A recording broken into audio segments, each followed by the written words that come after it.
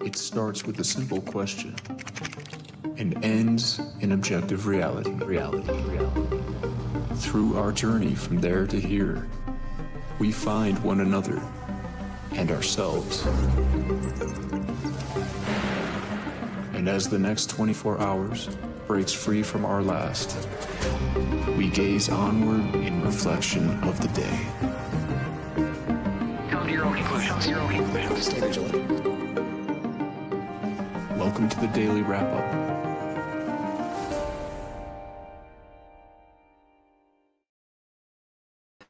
Sunday, August 2nd, 2026. Thank you for joining me today. Now, we've had some frustrating shows, the last couple shows, last 2 days, seeing as how, when things go, when I feel like something negative is happening, I double down on how hard I want to try or, do everything I can where I can. The point is we've had quite a lot of technical stuff. I want to start with a couple of quick points just to acknowledge that and what somebody had said. But bottom line is what I've been dealing with. I mean, actually, I should just start with this since that's what I want to open with today. But the title alone today shows you what we're going to get into. One of the main points. I made today's show short, focused, a couple of other things that I can choose to ignore if ultimately this goes awry, because we have basically had untenable shows where it's cutting in and out, audio's not working, videos aren't playing pretty damn consistently. Now, I'm of the mind that this is something that's happening on my side, not even necessarily StreamYard. So, okay, it's not too bad in regard to that. Let me know in the chat if the audio or the video is not working. Somebody sent me this, and I just want to make this comment before I even get into what I'm dealing with, what I think is happening. So somebody reached out and simply said, I wish your podcast would not cut in and out constantly. It's getting more and more frustrating, and the clips you try to play are cutting in and out for me lately. Your mouth isn't syncing with what you're saying. BitChute and Odyssey, the videos are blurry and we can't see them. So just think about it for a second. Regardless of how good the work is, if that's what you think it is, I believe we do good work. This will drive away even people who want to see your work. I mean, I don't even know if I would have the patience for something like that. It's just being honest. And I just think it's important to recognize that this is the entire effort. If indeed this is something being done, I don't know that for a fact. I think that's the case for a lot of different reasons, but I can't say I can prove that. But what I want to highlight here after that. Oh, actually, no, that's right. Before I even get in, that's just my opening point I want to make. So here's what I'm dealing with. For those that haven't heard me basically get into it, just over the last couple of days, we've been having, I think I just described the issues with what this basically just kind of discoverable problems where things weren't things weren't functioning. Things would close, settings would change, just an crazy amount of things that would happen all over the map.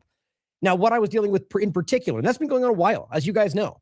I have a speaker here because there's some weird tech issue that won't allow this to work. I had to move my camera. I have to have a second browser open now to upload the videos because it'll only work if I use a second browser. I don't even explain this stuff. Neither do people that I ask about this that knows what they're talking about. But that's been going on a long time. And in this field, this stuff happens in regard to it being a targeted thing. Not that I can say I can prove that, but we know it exists. So it's worth considering. But in the last few days, I dealt with something, or I have been dealing with something on this computer or whatever is happening that I remember from our previous issue. Remember the last time when I had to basically I had to get a new computer? It was a couple years ago. I remember what was happening, which was ultimately there was a problem with memory where things that were I've been using this setup pretty consistently for I don't know, a year, and ultimately doing exactly what we're doing. Lots of tabs, a lot of content, a lot of videos, long streams with near a glitch of any kind, right? Just pretty damn consistent, which I was pretty surprised about and happy about that. And so and all of a sudden everything starts collapsing. And even though we're doing the same thing. So it reminded me what happened before, which was that there were normal things, having a normal window open, opening a regular browser, and having, for some reason, when you look at the memory, which I have open right now, and I can see the things that are changing, where all of a sudden normal things are taking twice as much memory. A browser suddenly is 2 gigs versus a couple of megabytes like that. That's what we're talking, or whatever it normally be. And that's what I'm seeing. Even right now, I can see these things going up in regard to the memory used versus the physical memory and other aspects. And it's not normal. So I'm going to have to deal with that. So what I had to do today was shorten down what I have open, windows I have open, applications running, which is what it is. I don't know if it's going to get worse. It could be a random glitch. I don't know. But the problem now is that it'll cause me to change what I do. Right? Content length, in-depth conversation, you know, and it's just one more thing that I have to add to this ongoing list of stuff we have to juggle to just do a normal show that other people don't even have to consider. Now, again, for all I know, that's just something I'm doing on this side. Just to be very honest, I don't think that's the case, but that's just being objective. But I wanted to make sure that was clear for people that frustrated with the recent content, even though they know, you know, appreciate the content, let's say, and ultimately are able to get to the content. It's very frustrating. But the main point I want to relay to start is that no matter what, I'm going to keep doing this. I don't care if I have to go use my neighbor's computer or go to, you know, whatever the outcome may be, find a way around this. Because to one side note, I did try a different, interestingly, and this may actually connect with somebody out there in the technical side of this, using this one with the memory issue. I'm not seeing it on a different computer I tried. And if I check the stream in regard to the actual speed of the internet, it is right now I pay for fiber, so I ultimately get about a gig, 1,000 megabytes. And on this computer, it constantly registers at about 300 or below, which is still very fast, but it's just showing you a major difference in regard to this computer versus any other one I plug this into. And I can't seem to figure that out with nothing happening. To me, it screams that there's something going on with this computer. Now, I'm going to have to figure that out. I'm going to have to either get a new one or whatever ultimately happens. But I want to assure you that this is not going to stop, and we're going to keep doing this work, even if it's incredibly impossible. And I'm not. The last thing I'm going to do is let that win, even if it's just a bunch of glitches. So, to get into this today, the main focal point, obviously, is an interesting report that came out of. It was ultimately a couple different places. I think Bravada had put it out as well, but it's coming from Spanish authorities and different people in that observation element around what just happened. So the local areas, Moroccan, I think one element was a Moroccan journalist. The point is that this is showing that, and I want to be very skeptical about this because we're talking about two sides and both of them have an interest in the story.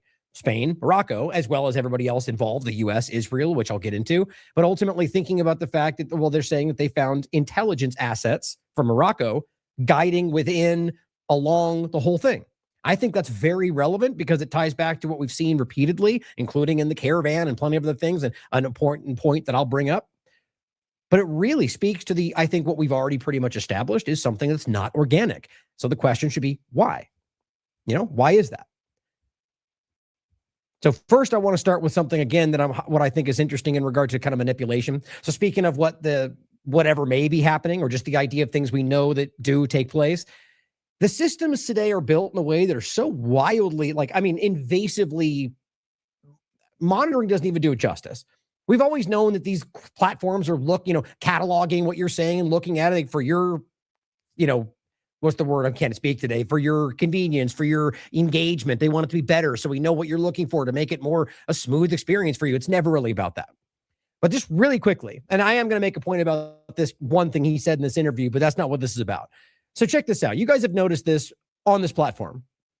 We all have seen it, right? Where when you can, if you see something that you only saw because somebody you follow shared it, it'll show up at the top where it says this person shared it. This person reposted it. But what it has always been before, if you can see the URL, I can't zoom in, but it has always been the person's actual URL who shared it. So Aaron Rapport is the one who made this post. This post currently shows this guy's name. I noticed that. I said, actually, I noticed it with something else I was doing where it was showing my tag on somebody else's post. And I thought, that's strange. So I just want to quickly show you. This is Aaron, Rapport. This is his post. There's the tag. I believe you can see that on the stream. Yeah, I just can't zoom in. And this is the normal post, right? Now, I only happen to see this post because of this person who I guess I follow. I'm not even familiar. It looks like, okay, I follow this person. And I saw this post because he shared it. Now, here's the point I'm making. One, it's aggressively tracking how we share and connect and who we see it through and all that stuff. Always been doing that. But if I only see it through this, which is what I did, you also don't get the conversation. So now what's happening, what it used to be, and I mean like 2 days ago, is that it would show this, but it would still have the original link and it would still show the original conversation. Now, some people may find this unimportant. I think this is insane. I think this is incredibly, the technocratic world they're building, right? This is manipulative. It's surveillance. It is control. It is, it's algorithmic channel. It's all the stuff I'm talking about. My frustration in this is that so now you don't get to look at all the engagement, the comments, and what people are saying. You just get what this guy shared in front of you as if it was his. It's weird, right? So tracking as well as limited engagement if it comes through certain channel. They say, freedom of speech, no freedom, or what's the term they said? Freedom of speech, no freedom of reach. Even though, as even Sam Husseini said all the way back then, they're the same thing, as even ruled in a legal sense. All they're doing is showing you that this is the case, is they can say, yeah, you can yell as loud as you want. We'll just make sure you're yelling into the cloud, yelling into the shadow, that no one can hear you. I just find that very strange. In any case, for those that find that relevant, I know you see what I'm saying. Now, on the side of the partisanship, before we get into, which really next is the segment about what's happening in Morocco and Spain, or the follow-up from yesterday, I just wanted to make this quick point because Tinfoil Hat Girl shared this and says, wow, talk about low information voter. Do these people interact with general public? If they did, they wouldn't say stupid like this, S-H-I-T like this. Now, what's crazy to me is I've been really hammering home what I believe is the case in regard to the majority. And I'd like to believe that's become just very obvious at this point, even though, still to this day, I feel like I get a lot of pushback, but I think it's very clear, at least at the majority. And remember, that can be 51% and 49% can still be blindly supporting Trump. But I believe the majority is seeing through this. I think that's very clear. This point, though, is to make it clear that I also recognize that people like this exist, even though and I've said that more than once, I really think this is genuine and I think these people exist. I just want to make it clear that that I think it is a single digit perspective. Now, I could be wrong on that. Maybe it's 10%, but I do not believe it's even close to the majority. But this is what the system wants you to think every Trump supporter, every conservative thinks like. And what I think this is exactly the low information voter, follower, they follow the herd on either side. These people exist in the same cartoonish way on either side of the paradigm. And the system thrives with that. And they are losing that. I think they've lost that majority a long time ago. But listen to this and you'll see what I'm saying. And it's just, it speaks for itself, and they do exist. Absolutely. Even if it was against the Constitution? To save this country, yes. To save the country from Telling you that.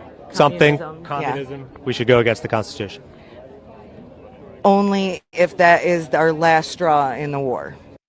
So it seems like this is playing okay. So I think so right now, even though I'm seeing the memory max that come really close to the line, which should never be happening with the stuff that I have up right now, I've figured out, at least for now, what's going on. So whatever's causing this is causing that to jump up in memory. But if I'm only doing a limited amount of content, apparently I can keep it under the bar that makes it freak out.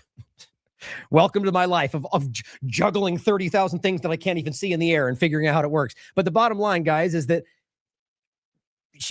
sorry, I derailed my own thought with that. So they're just commenting on the fact that it seems to be working. Let me know.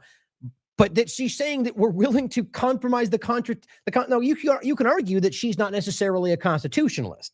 So maybe that's not as important to her. And they do exist on both sides of the paradigm, even if they believe in the larger points of it. But I think this is a person who believes in these things. And the argument comes down to, well, Trump has to break it to save it. How long have we been talking about that? Right? Where I trust, it's because she trusts Trump. And that's crazy. That's naive. But she believes this person's doing what's right. And so he's doing what's right. Therefore, it doesn't matter if he violates the Constitution. He'll bring it right back when he needs to. Well, that's not, first of all, how that even works. That's not even possible, okay? In the sense that they can just move on and come back like it's always there. It is unalienable. It's there. They can choose to respect it or not. And that's not something you just dance back and forth with. But I just want to highlight the fact that there are people that believe in Biden and Obama and Bush and Trump and think that the only thing that is sacred is that my team is the right team. We all know that, guys, but I really want to stress that if you look around and you ask people, really ask people, that's not what you're going to get in the majority. You're going to find people that are very on guard when it comes to different partisan perspectives. You're going to find people who still feel the need to defend the team or maybe even Trump. But if you really get into it, you'll find that they do not think what the media wants you to think they all stand by. I just think that's super important. And I'm going to continue to harp on that because I think it's one of the most important traps that are being laid for all of us, to get us to think that we have no traction. It's simple. Now, in the media side of it, and this is how I think this relates, I just want to include this either way, you get this is the kind of thing you get, is this kind of front. right? Where RFK Jr. is going to sit in this interview. And by the way, it's actually worth watching. There's a bunch of things he says. It gets a little contentious. And I agree with many things he says. And in many cases, like Aaron Rapport, I called out online earlier, kind of, by saying, you just, because he largely just kind of points to commentary, but it's very partisan. He has a very clear agenda, but it doesn't mean he puts out things that are irrelevant. A lot of people put content online. But what he did was basically lay out, it was the one I was showing you earlier. I should have just read it. He laid out what the conversation was and just casually left out like RFK's entire answer. So if you read just the text, it seems as if RFK was the one, but if you listen to it, he gave a great answer. It was Dana Bash, who ultimately was the one saying, like his answer, her asker was like, what would you do different if another pandemic comes or when another pandemic comes? And he doesn't really push back on that. Is ultimately that, we have to care about constitutional rights. And I think that's a fantastic answer. I just question whether he actually means that, or even if he does, whether he'll be able to do it. Very important, right? But so ultimately it goes on to other things too that we need. Like I thought his answer was actually very sound, that we need to, like, if you can't understand that caring about our rights means first and foremost, even if there's danger, that has to come first. Like this, people like this don't get that or care about that. My point, though, in general, the interview is interesting, but I want to stress that I just don't think RFK is in a position to do anything. He's even fronting, like you're saying, because either he's incapable of doing so, like we've been seeing, or he doesn't even mean it. Because how are we going to take it at face value? They're promoting shots at this point. On top of that, which is the point, RFK Jr. literally says he wants people to get the MMR shot. Like, I'm just like spinning in my chair going, what? Like, I mean, I know it doesn't surprise me. He's already basically said that before, but I just don't understand this. So his argument essentially is that the measles shot is the one that has been tested. And by the way, I agree with his larger argument about the idea that these things haven't been tested properly and that Dana doesn't know that. And you can prove he's right, by the way. But at the end of the day, they're still giving them, still promoting them, still leading in that direction. But on top of that the MMR vaccine, there's 3 different shots that have not been tested alongside each other. He has been screaming about that. They still have not done that. The measles shot individually, he's arguing, has been tested in a way that the rest haven't. The MMR shot was the focal point behind the Vax documentary, behind all of this, kind of one of the largest moments that spurred on this conversation, and he wants you to take it? Guys, I just don't even understand that, because it's not, in a real sense, other than the measles shot being studied differently, hasn't really changed the problem. Even if you understand what the problem was, even if that measles shot was different, there's still a problem that they highlighted, that he pointed to. I'll leave it there. Kills me. Oh, I had this up, by the way. I think I brought it down. The whole thing is still relevant. This is just what I was showing the entire time. RFK Jr. says he wants people to get the MMR vaccine. Here's the clip.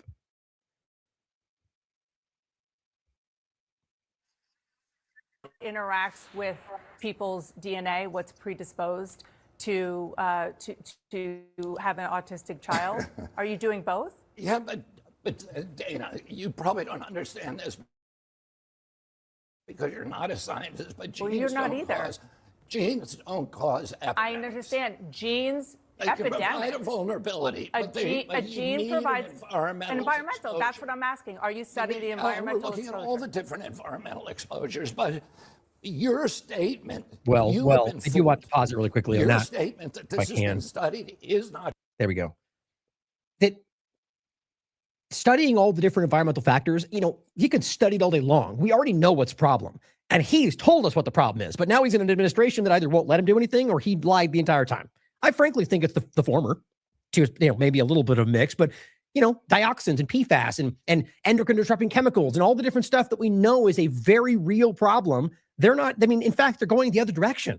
They're pulling back on PFAS stuff. They're allowing deregulation. They are pushing for glyphosate use. It's just insane. So that's what I shouldn't keep reiterating that point, but I think it's frustrating, isn't it? That we can have people, good people, I argue, whether informed or not, that truly believe that they mean what they say when all they ever do is say things and never do them.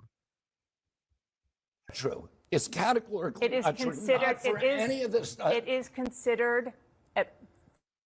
Considered by who?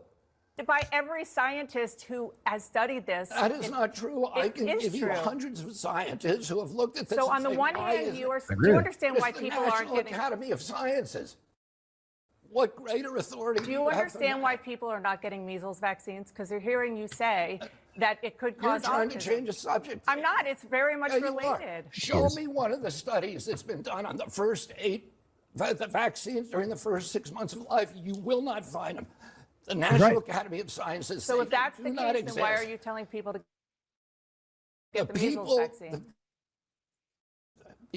So that's his first point, right? So that's why I'm saying, okay, now you can disagree or just, a lot of people thought he was going to be Mr. Anti-vaccine, even though it was never really what he said. It was what the media framed him as, and even his own supporters bought that, I guess. But he's saying it's been tested differently. Okay, well, that's one thing. Are you giving individual measles shots by themselves because it's been tested? No, he's talking about the MR vaccine as they go on to talk about, and that kills me. Now, to someone's comment, is he compromised? My feeling is that is genuinely exasperated right there, which gives me the sense that he's frustrated that the media, people like her, just can't even grasp the obvious verify. It's like people like us and how frustrated we're during COVID-19 with these same people acting like we were crazy for pointing to the science they said didn't exist, And so, but I don't know how to work that out. Is he faking that? That's possible. Or is he, it's the point we have to come to, because we don't know for sure what his intention is that this does not translate to the outcome, just like the voting process. We can prove that, I think. So it's not irrelevant why, but if we're going to solve the problem, let's basically start with the problem, and then his intentions can come after the fact. Because it could just be that he's not even aware he's being manipulated somehow. Who knows? But that's, again, going on to the MR part, I think it just speaks for itself. Okay. It's the only one that has been studied. Do you want people to get the? I know you're He flustered said that already. now, and it is. I'm not flustered at all. Because I am people have not frustrated. been honest The with reason you. you are the HHS secretary and you are talking about things that lead to. Okay, so this is what's crazy, hesitancy. right? So, and this is sort of like damned if you do, damned if you don't kind of a thing. And this is on a side note, kind of what it looks like to be like audience captured, is that you come into this. And from my perspective, I'm like, oh my God, he's pushing the MMR vaccine. Like, that's insane. And she's looking at the same answer and going, you're causing vaccine hesitancy. So it's like he loses this is what it looks like to not take a principled stance and go all the way, all or nothing, right? To just be like, I said this, these things are bad. And she'll still call you anti-vax. The difference is you'd have people on the other side that would go, thank God somebody actually cares and we're going to stand by you. But see, I would be doing that if he actually followed through with what he was going to do, Trump or not. See my point? But now he doesn't. He says all these things and then, and then why, again, you can debate. Frustrating, though. So the point of bringing that up here was both to show you that, but also just to consider the fact that the corporate media, the media apparatus, the manipulation of it is, if you don't get content like ours, IMA, independent, objective content, that this is the kind of stuff that gets jammed down people's throats.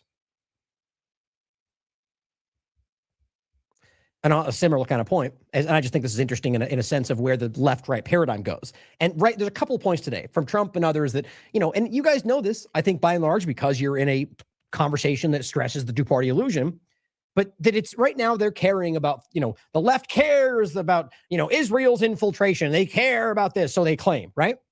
They don't really do much. They care about this, don't impeach. They still want to stop this, but they don't, whatever it is. But then when the teeter-totter flips and suddenly Democrats are in power, or I guess in the sense that, well, yeah, so right now they're the ones calling it out. And then when they become in power, well, suddenly then they don't care about those problems anymore. There's a different rationale. Sort of how FISA 702 was suddenly bad, then it became good when they were in power. It's never changes. And then suddenly the Republicans will be the ones starting to go, hey, we care about Israel doing this, and we think the money is too much. And so the same point here. Crypto Rover says insane. National U.S. debt just hit a record high of $40 trillion. A record. This is the administration that swore the opposite in every way. Less spending, less money, less military. It's the opposite of all of that. Out of just 45 U.S. presidents in history, President Trump is now solely responsible for 28.6% of the national debt. He's breaking records in that regard. Like, you can't pretend like this is some kind of a 4D chess move, guys, unless it's in his benefit. Now, Shannon says when the Democrats take power, the Republicans will suddenly be concerned about the debt. Bookmark this. I think she's spot on. I'm not even sure who it is. I'll follow her because of that point. Who cares what her political side is? If she has good takes, we'll follow going forward. The point is, I agree that suddenly, or, in the moment, it doesn't matter to the Republicans because Iran, and we'll figure it out. We'll get money from Venezuela, whatever it is. And then it won't change. And then when they become the other side of it, they can point to it and go, they did this and it started with Biden. It's lazy. And I don't think people are falling for it anymore. But I guess the takeaway, in case you missed it, is that they all benefit from the cycle, guys. It is a hamster wheel, and it never stops. And they all continue benefiting and handing off the baton. And we always point at the other side of it. And it's a very clear model to keep us pointing away from the people currently responsible, even when they're all responsible. And even in that sense, only pointing at half the responsibility. So you never really get change. That's the whole point. So in this larger sense, as we're talking about Israel infiltration, well, it's happening all over the world, guys. And that's really important to understand. And we've been continuing to highlight that for a decade plus. Now, this we just talked about yesterday, Spain's weaponized engineered migration. And if Trump's floundering with Iran, we'll point to more at the end, and the coming third-party deception, where we highlighted the idea of the Tucker. And by the way, Steve has been talking about this for a long time now. This is basically his prediction since, a year ago, that Tucker, Marjorie Taylor Greene, Massey, they had that picture at the table. And, I hope for the best, and I hold their feet to the fire. And historically, they never seem to follow through with their promises. So I'm expecting the third-party shoe to drop. Go into the show if you want to get more into that. I think there's more to be said about, the where it goes and what their motivations are, and how both Vance and Alex Jones, both Tucker and Alex Jones are very supportive of JD Vance, whether or not they've publicly endorsed him for president, which I've never said. The point is that they're clearly supportive of him, which makes them hypocrites, because he is identical to all the things he's pointing out. He just has a different, look, at the end of the day, if he's going to stand up and give you a little eye slant that makes him look like he suddenly doesn't agree with Trump and everyone makes that into a case, listen to what he said. Look at his policies. He's continued to back everything they've been doing, and they want you to believe he's different. Maybe. But maybe since we just went through the cycle of all these people admitting they were played by Trump, that maybe we can go, hey, why fall in line with the next person who is only promising and yet to deliver? Doesn't that seem like basic logic? But see, these people's minds only fall back into the same cycle. You pick a team and you run with it, guys. That's what they do. Mostly, I think, because it ultimately benefits them. But in this case, Spain's engineered migration. Now, the bigger point of this was that it's obvious that there's manipulation here, guys. As the New York Times pointed out, as we'll mention again from this article today, is that there were people in the crowd that said they were told to do this. Now, of course, that could be a lie. But there's historically very obvious cases here. Now, one of the main ones is that there's a conversation about West Sahara that took place when the U.S. government said that they had the rights to it, Morocco, in 2020. 2023, Israel said the same thing.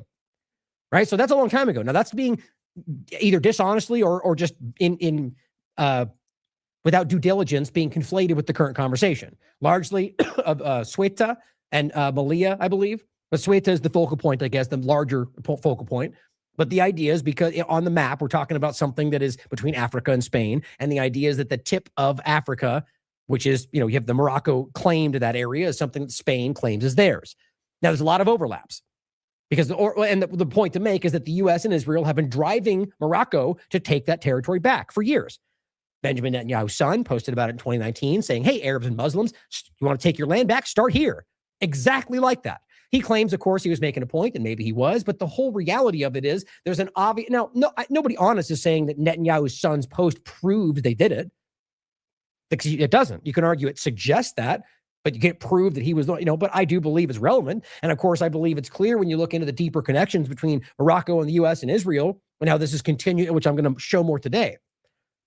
But the real point, or that, I guess, beyond the motivations, is that I think there are organic things involved here. Clearly, there are people involved, like in any other situation, which I went into depth in this conversation on the first, that are abused. They're used. So it shouldn't be that everybody here is an operative. Like, that's just kind of a lazy take. Like, it's always more than that. But we need to understand that this was motivated. People were paid. They were directed. And it's all on the record at this point. But that doesn't mean it's all fake. Now, motivation-wise, I think it's obvious. I think there's a clear motivation for the U.S. government to use this as the example of why they need what they need. And even with today's article exposing that there were Moroccan intelligence operatives involved, it still makes a case for why the intensive technocratic surveillance is necessary. So there's all these different angles to it. But what's crazy is that, so first you have the idea that they're going, see, this is what they get for their liberal policies and invasion, even though it was orchestrated and it wasn't what they're dealing with before. And then on top of that, or then secondarily, you have the idea from Israel's perspective, which they're playing into that too, the idea of the American immigration policy point. But you have the other side of it where they're, I guess a third idea would be, look at what you get when you pretend Muslims are good. Like, that's what you're getting from a lot of the Zionist conversation. Just disgusting. And again, that it assumes that everybody with this skin color is automatically Muslim from this. It's not true, guys. There's Christians and all. I mean, there's a multifaceted thing. There's always a majority wherever you go. But to pretend that because they're Moroccan, they're Muslim is just racist. It's disgusting. It's bigoted. It's not the truth. But again, the last point was, I believe Israel is also playing into this from a different angle that you're not really hearing from the U.S. perspective, which is that they use this to overlap with their situation. There's an interesting kind of side story about how Zionists in the United States have kind of lost the plot and are arguing so blatantly in the way that makes them look like what we call them, that it's hurting the Israeli agenda.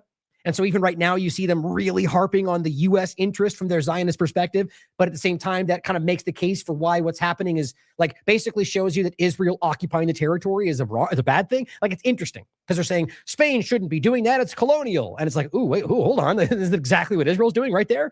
So it's a mixed bag. But from Israel's side of it, I think they're pushing the idea that ultimately that if their colonialism exists, then so should ours. Which is what Danny Dannon and plenty of others pointed out. So it's interesting, right? So keeping that in mind, we went over this more in depth yesterday. This is what came out today. The Civil Guard detects Moroccan intelligence, is translated from Spanish, I believe. The Civil Guard detects Moroccan intelligence agents among the migrants who sneaked into Ceuta. The Civil Guard detected the presence of agents from the Moroccan Information Service through the cameras deployed at the border. Now, I'll come back to that with the part at the end where they really stress that this is why it's important with the surveillance and the facial, it's feels a little bit specific, but it says this is revealed exclusively to El Español by sources from the general staff of the Armed Institute, who assure that these individuals were located during monitoring carried out in real time using the advanced and cutting edge video surveillance system that controls the border perimeter. So, I don't think this is the only thing. Just for sake of conversation, it'd be interesting if the only reason all this happened was to rationalize intensive real-time surveillance. Even though we all have it, there's a lot of pushback to it. Now, I don't think that's the case. I think that might be a secondary byproduct of, hey, we can use that. Either way, it's worth considering. But it says, according to these sources, the presence of members of the Moroccan intelligence services mixed among the migrants, it does not constitute an isolated event, but a phenomenon that the Civil Guard claims to have detected in previous episodes of migratory pressure on both the territories of Ceuta and Melilla. So what they're saying is they've been doing this before. Now, I'm going to get into how clear it is that there's basically, what they're trying to do in the U.S. right now, merging the military and the intelligence services, that I think has long ago happened in Morocco and plenty of other places that Israel has forced. I mean, the whole normalization thing with some of these countries, that's what that sort of amounts to if you allow Israel. Look at Venezuela. Look at what they're actually doing on the ground. That's what this kind of, it amounts to not just occupation, but what's a better word for it? Like, control, really, but more than just sort of militarily dictating, but like invasively getting involved in the politics and then projecting that country's politics as if you're not involved. And it's funny, David Icke and I talked about this in regard to Sabbateanism. Let me see if I can get that to come up. Yeah. It's a good conversation. We talked about what he argues is the kind of one of the foundational elements of technically Zionism, Nazism, and communism, which is Sabbateism. And the title of the interview was Zionism Infiltration of Judaism, Weaponized Migration, and Mainstream Media. Important right now. Actually, I should share that out again. But so the idea is that this Sabbateans were, like, he argues based on his history and his research of it, were basically like it was centered around infiltrating religions and politics. And it's very relevant, isn't it? Share that out really quickly. Seems especially relevant. There's a lot of that going around right now. So continuing back to the point is that that's not an isolated event. Now it says, in fact, the New York Times, as we showed you yesterday, spoke with several Moroccan nationals who claimed they were encouraged to cross into the areas by the Moroccan authorities.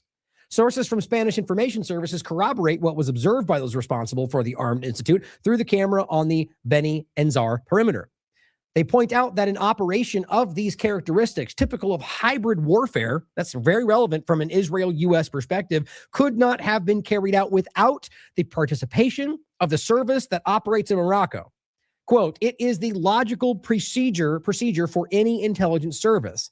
It says the purpose of the presence was to observe the operational response to the security forces and corps and follow the events on the ground. So they're arguing, their perspective is that this was done to see how they reacted, testing the waters, if you will. Well, how are they going to, where do they come? What part of the area do they come at hardest? Sort of saying they're testing this for future action. The Civil Guard considers that these systems constitute a fundamental tool. This is about the surveillance. Not only to detect attempts at irregular entry, but also to identify behaviors that may be of interest to state security. So no matter where you look in the world, they're pushing the idea of technocratic surveillance, real-time, surveillance, like biometric surveillance, if not pre-crime, which is what that sounds like. And this is what Trump has been pushing aggressively since his first administration to this very point. He's doing it still. This is according to the sources consulted. It was precisely the real-time analysis of these images, the real-time analysis, that's AI, that made it possible to notice the presence of people attributed to Moroccan information services. So it's funny. So this is what gave them the insight to find out they were being manipulated, but it's promoting the idea of real-time AI facial recognition. The migratory pressure on Ceuta, is that what it was again? Ceuta, I think so, continues to be one of the main security challenges for Spain on the southern border of Europe. And here's Trump going, exactly. It's interesting. So the basic point, guys, is that this has been called out from a lot of different angles, that they had Moroccan intelligence agents involved while this was all going down. Israel, Times of Israel from 2020. A look at Israel's decades-long covert intelligence ties with Morocco. And it goes in depth about the long background of these two. It goes back hundreds of years, or at least in regard to the U.S. connection to, I think, 1783. Times of Israel, 2021. Israel-Morocco defense deal opens door to intel sharing, joint drills. So you see where this goes. Not just allies, infiltration, or if you want to call it coordination. It's the same kind of thing they're pushing in this country that, by the way, is already happening. These are just further implementations of the same policy. 2023. Israel and Morocco bolster cybersecurity, intelligence ties. See how it's like the military, intelligence, like it's the same kind of thing we're seeing right now from Senate, from NDAA. The two countries also agreed to expand cooperation in air defense, electronic warfare. And this is obvious, guys. This is from 2020, 2023. Later, I think that one was January. This one is August. Morocco and Israel will collaborate on military intelligence systems. You starting to get the case? How it's encroaching more and more. It's very obvious what this amounts to with what Israel's doing in the world. 2024. Morocco, Israel agreed to expand their military cooperation. Like after what you just, it's clear that this has become something that's already happened. This is expanding it. And if you read the article, it becomes insanely clear what they're talking about. The Moroccan-Israeli relationship. This is from 2024. New horizons and the prospects of cooperation in Africa. Interestingly comes to mind, talking about intelligence services crossing the border, where we had the conversation in 2024 about the people on the false fake MAGA right was screaming about, saying, see, this is a Hamas member, he's a Palestinian. It was when that guy came to the border and said, you'll know my name. Remember that? You know why it never amounted to anything, which was clearly being set up because the guy worked for Mossad. And we broke it down on the show. A suspected terrorist at Texas border, works for Mossad. They lied about who he was. They framed an old picture. Watch it all. Just like every other partisan narrative we're seeing. The bottom line was, once it became clear that Mossad was the one doing it, everyone stopped talking about it. Kind of easy, kind of clear, right? Now, lastly on this, I just find this relevant. We were talking about this yesterday, right? Whereas Luke comes out and says the conspiracies were right and points to this random page that says U.S. joins Israel in recognizing Morocco's control of Western Sahara, which we just talked about, right? And it's just some random gray picture. I don't know why. I guess this lack of due diligence is the point. And so I commented saying, well, this actually happened in 2020, which is Trump's post 2020, saying he recognizes Western Sahara. So it's not the conversation of today. Also Israel in 2023, recognizing Western Sahara. So it's not new. It's not breaking information, as it says. Breaking. And what's funny is literally this, and this wasn't there before. So whoever is one of these reader added context people saw my post and literally added exactly what I posted. Like exactly. I just find that funny. But it says the U.S. recognized Morocco's sovereignty over Western Sahara on 2020 and Israel in 2023. And then what's funny is he deletes the post, which you might expect. But I just think that's important to the larger game of people who are just kind of grifting it out there, whether they mean to or not. It's about just reactionary things instead of in-depth conversation. I had this just in case it went away. But I find that very relevant for a lot of reasons. This is the Young Turks were talking about this last night. And it's gone. And it's gone. So the reason I bring it up is simply to point out that there are people who are kind of just going through the motions and misleading people based on information that will get them reach. And at the same time, since we're talking about deleted posts, like that casual transition, let's talk about how this relates to ICE and surveillance and flock. Now, Beat Your Own Doctor posted, your deleted SHIT is not deleted. Maybe you should think about that. I'm just kidding. And Australian cops now use Israeli spyware to prove it. So this is coming from, I mean, look, it's so funny to me how this constantly comes up. And like, I honestly don't even give that much thought to people who try to pretend we're, choosing to overfocus on one thing. As much as I can clearly give, my opinion is clear about what I think Israel is and what they're doing today. Not every Israeli or every Jew, but clearly the government and clearly what the country is guiding, just like in this country. But what's crazy to me is that when I do my research on this, I'm not looking, like it depends on whether there's a relevance. If I'm looking about a conversation that involves all of them, I'm going to see if Israel's doing something that's relevant. If I'm looking into something that has to do with, something completely disconnected, the point is I'm going to try to find connections that are relevant to that conversation.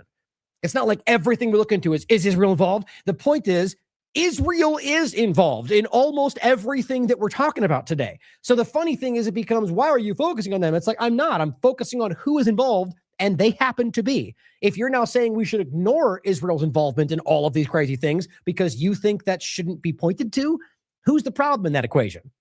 I just think it's crazy. So my point is in this, it's the spyware element of this is it's Israeli, guys. They're the leading element around the world, and they're the ones that are leading in regard to the technology in conjunction with Palantir that's going to ICE, that's going to, the surveillance state that's being built on the back of the 9/11 one is almost uniquely connected to Israel. And that's proven. It's not some secret, whistleblower document. It's stated documentation of their collaborations. It's their tech. It's their companies. It's their intelligence.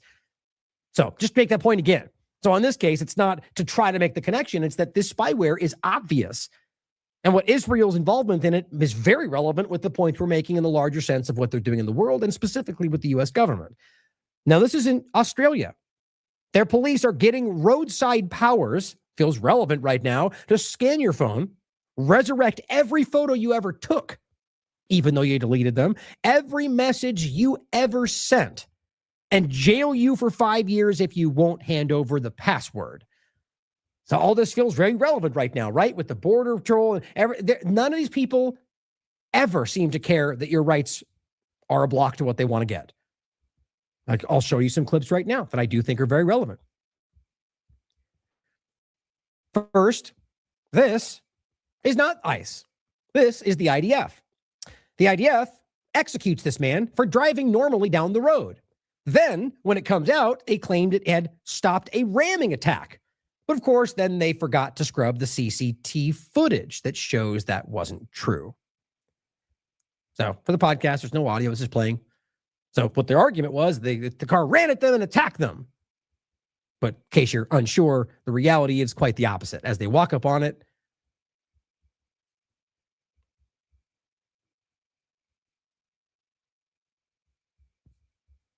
the bottom line, guys, ICE right now, I can probably right now pull up 10 different examples on my files of ICE that have claimed they were hit by a car or hit with, well, really just take even the car, but you could say hit with a shovel, shot with a gun, and they've lied about that.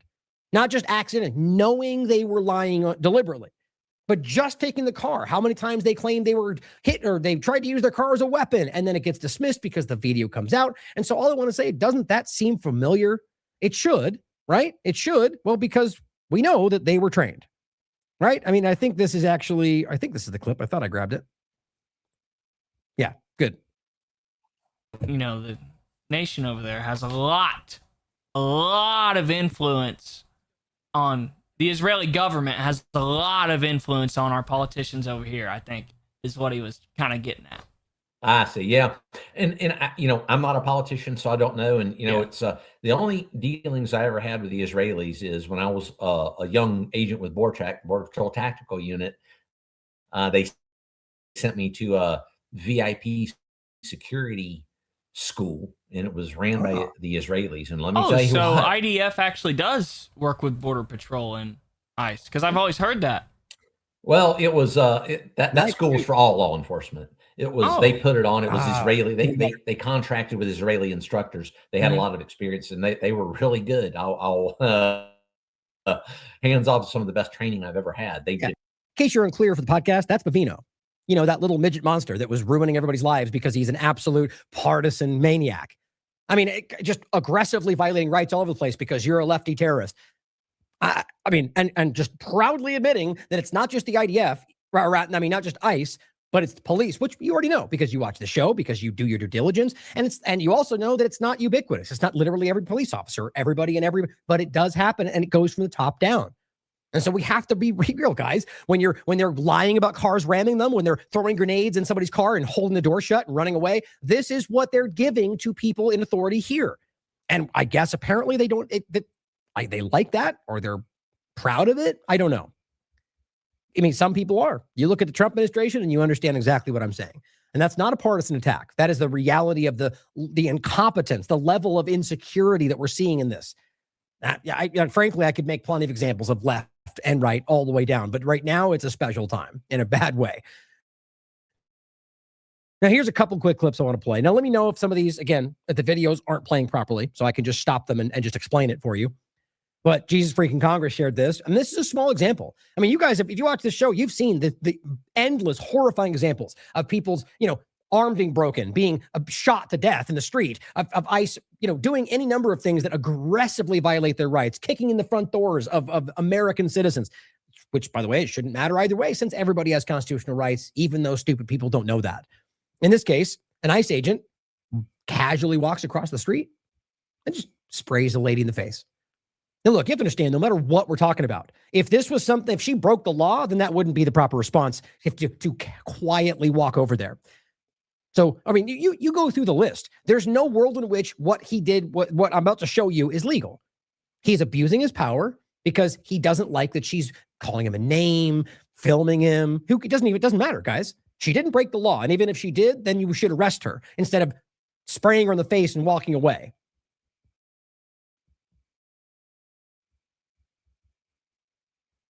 Oh, that's right. It's not. I can just show you right here. So bottom line is, this guy casually walks over. Yeah, so you can hear, you get out of my effing city. Okay, well, this is supposed to be the group that believes in free speech, right? Look at that.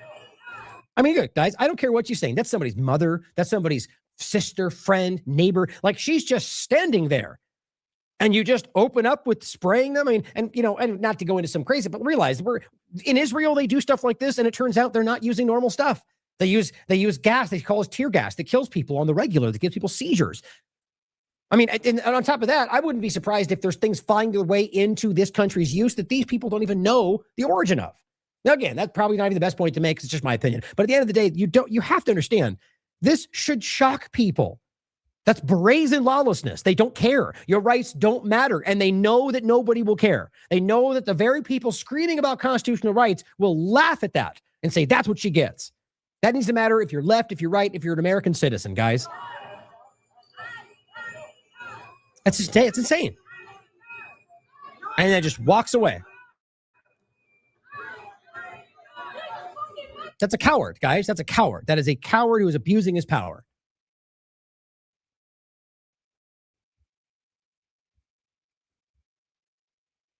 So we have examples like this, 18-year-old kid, where people walk up, and we keep showing you these, and all you got is a bunch of guys in black with hoods on arresting somebody.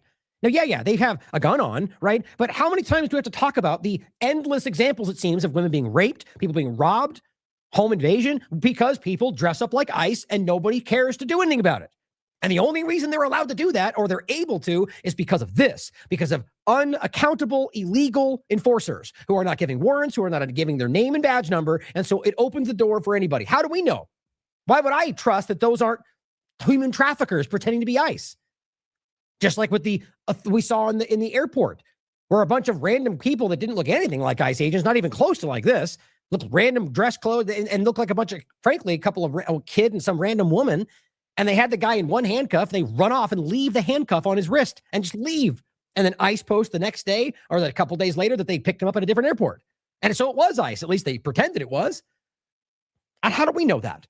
Why wouldn't somebody step in? So that now you have two things. You have a side where people are choosing to hold back when maybe he needs your help. Maybe that's a bunch of monsters. Maybe that's Trende Aragua and MS-13 stealing our children. But you're going to go, well, maybe it's ICE, so I'm going to let it go. Or, I mean, you know the alternative, right? You have a situation where people are abusing your rights.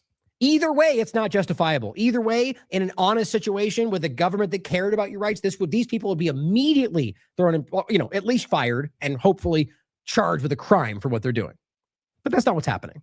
And I argue, guys, as much as you may disagree, for some, it's no different. I would argue that if Biden was in power, that it wouldn't be happening like this. But I would argue that it would take the form of something else. It'd be aimed at the right. It'd be done in some other way about Nazis, about whatever it is. Probably ISIS or something in the same way. And so it would take a form of a different narrative, but would amount to the same thing. That's the left-right paradigm, guys. So this, as David says, we are supposed to pretend this is what law enforcement in a free country looks like. It doesn't, guys. That's not the reality because one, they're breaking the law. Two, they're violating rights. And three, it simply demonstrates the kind of faceless authoritarian enforcement that we're just supposed to cow to no matter what. Nobody agrees with that. Now, lastly, on this segment, I love this clip. So this guy is sitting in McDonald's. And I've been playing a lot of these. And what I'm trying to highlight here is two things. One is the right way to respond to these things, in my opinion, but also that you have cops, not ICE, but cops all over this country that seems to be exploding where I'm clearly think that this is a training thing because they're acting like step out of the car. And if you say no, that's obstruction. Even if we just told you we're not even arresting you or pulling you over. That's not how the law works, guys. That's policy. They're violating your rights and the Constitution with that. But I keep seeing that. Or in cases like this, they just demand you take action when you're in a public space. You're not violating. You have every right to be sitting in McDonald's while you're eating your food. You'll see how this goes. But these people believe they're above the law because they're enforcers. They don't believe their job is to protect the Constitution. They don't believe their job is to protect and serve. They believe their job is to be followed, that you adhere to their demands because I'm in power. Respect my authority. That's what these people are. And really what it comes down to is trying to remove this man from McDonald's, another person, because he's homeless.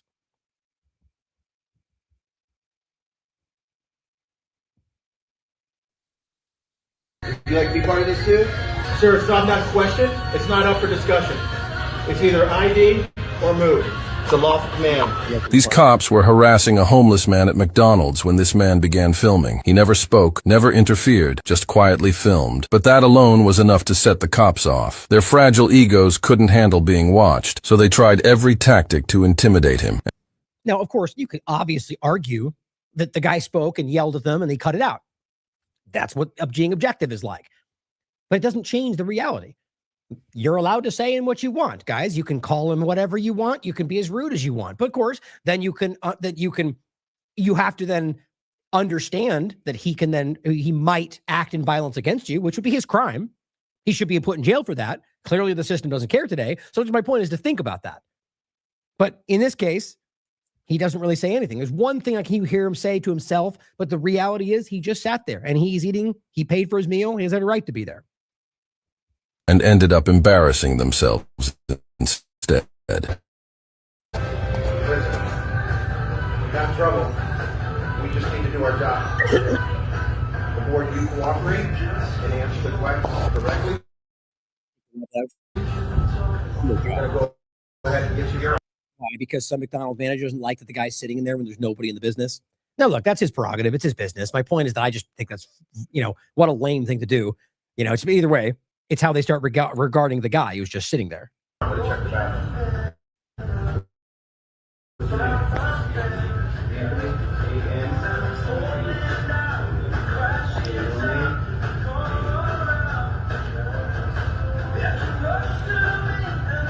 Yeah, check his fucking bag. That's one thing he says, but it's to himself. You can't check his bag. So, there's a guy just sitting in McDonald's. He's not breaking the law. He just is a homeless guy. They don't want him there. And now they're just, get up. Let me search you. Let me look in your bag. It's like, He has rights too, guys, but he just knows that as a homeless person, they're not going to care. He has, even people in our position will end up being abused, even though they know we have people we can put this out to, audiences that will listen. But imagine in a place like this, they know this person will have no traction unless somebody like this gets the video out for them. But even then, no one knows who that guy is. It's a very they know that the likelihood is they can abuse his rights and there'll be no consequences. And now they kind of think that, it seems, with most Americans too. Ask why that is.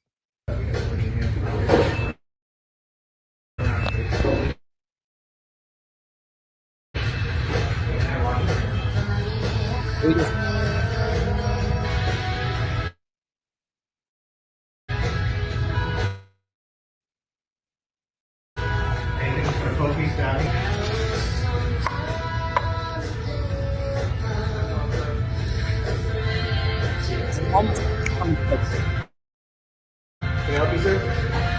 Yep. You good? So he doesn't answer. I'm telling you guys, this is a lesson. Never answer questions. I mean, look, that lawyers will tell you that. I've said this before. Cops will tell you that, who retire. They will find, the bottom line is that there's no benefit to you. If they're going to charge, if you feel like you want to help, you think you have some information that may help them, yeah, feel free. But there are plenty of examples that lawyers will tell you were being the one that says, hey, I saw what happened, ends up somehow you being charged with the crime. I'm not making that up because the cops have been trained to find a solution. And this has been, I'm telling you, there are entire presentations going around from ex-police officers that will show you how they're trained to, you're up there going, oh, I saw it all. Let me give you my statement. And then for whatever reason, you end up being, looked at as a suspect. And anyway, that's not the point. The bottom line is, in this case, he doesn't answer. He doesn't have to answer, guys. He's not doing anything wrong. He's not breaking the law. He's now under no obligation to just comply with their demands. But they hate that, clearly. And are you okay? You good? You all right? They're just, it just gets obvious. They just want him to, and it was not even just to follow their, to not involve themselves in the investigation, but just to do what they're told. And you get this a lot from officers, where they try to do something that they just get, they demand that you respond in a certain way and act like it's somehow required. You'll see. There's an example like in this one. Would you like to be part of this too? Would you like to be part of this too? The first threat.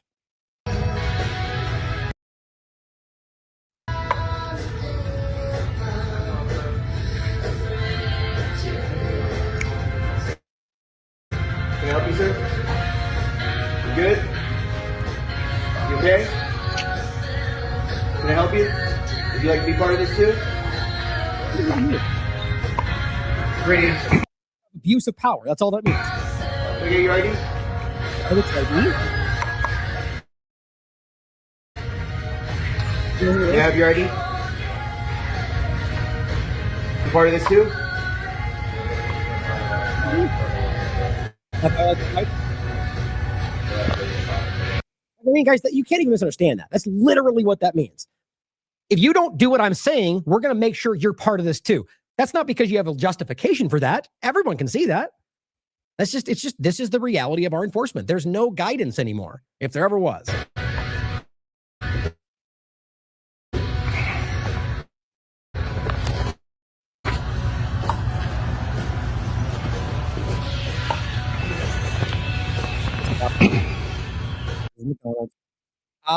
Okay. So now, because you didn't respond and he has no legal justification to force you to, even though he made it seem like he did, he just kind of groks away. And then, oh, well, now I feel stupid. So can you move out of my way? You're blocking my investigation. You mean the space I've been in the entire time? I mean, that's just petty, but that's also very common right now.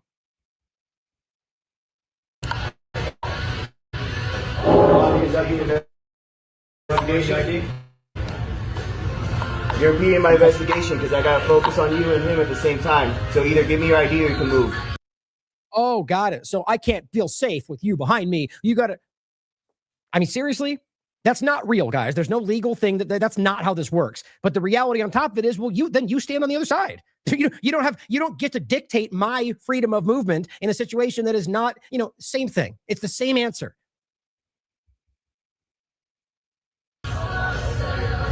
Sir, it's not a question. It's not up for discussion. It's either ID or move. Oh, wait a minute. okay, wait a minute. Now it's ID or move. I thought you said I had to move because I was a risking. But if I show you ID, how does that change me being in the way of your investigation? Explain that for me, cop. They're so transparent. They just want you to do what you're told. That's all it is. It's a lawful command. It's not. It's a lawful command. Move. Lawful command because the cop said so. It's not a lawful command. It's an illegal command. It's unconstitutional. There's no justification for either, and they know that. But they still called it a lawful command. Yes, it is. Or you. Well, what? The fact that he doesn't respond, I believe, is the entire reason they couldn't get any traction. If you engage, they will find a reason to say you're not complying or you're being whatever it is. But the fact that he just simply sat there, how are you going to rationalize being physical with somebody who is sitting there eating his food at a place that he paid with his phone in his hand? You know what I'm saying? Like, it's a very important lesson that shows you that they will abuse it if they can. And in some cases they will anyway. That's just the sad reality where we are. But this is the path, guys. This is the way to do this.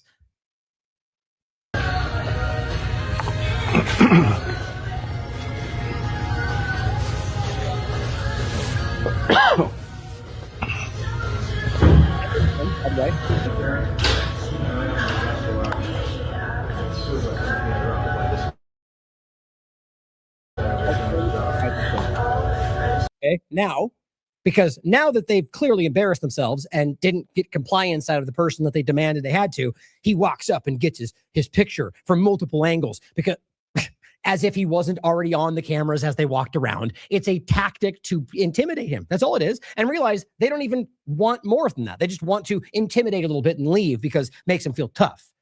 There's no outcome, guys. They just leave. I mean, this is the equivalent to this, or rather the current state.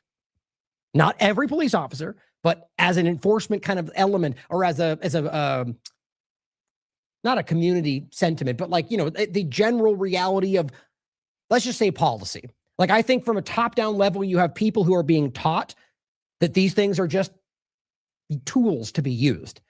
I mean, it's coming down from the administration, from the very top of the power structure, guys. It's not hard to see.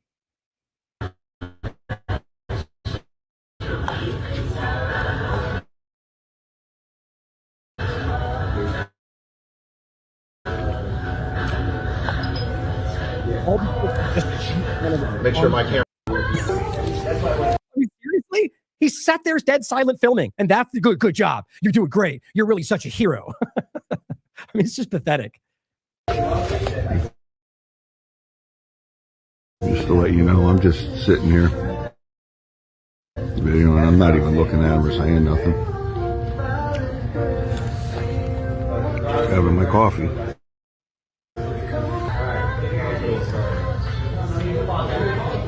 Under the law, recording public officials, especially law enforcement, is protected by the First Amendment. This man witnessed officers harassing a homeless individual who hadn't committed any crime, so he did what every informed citizen should.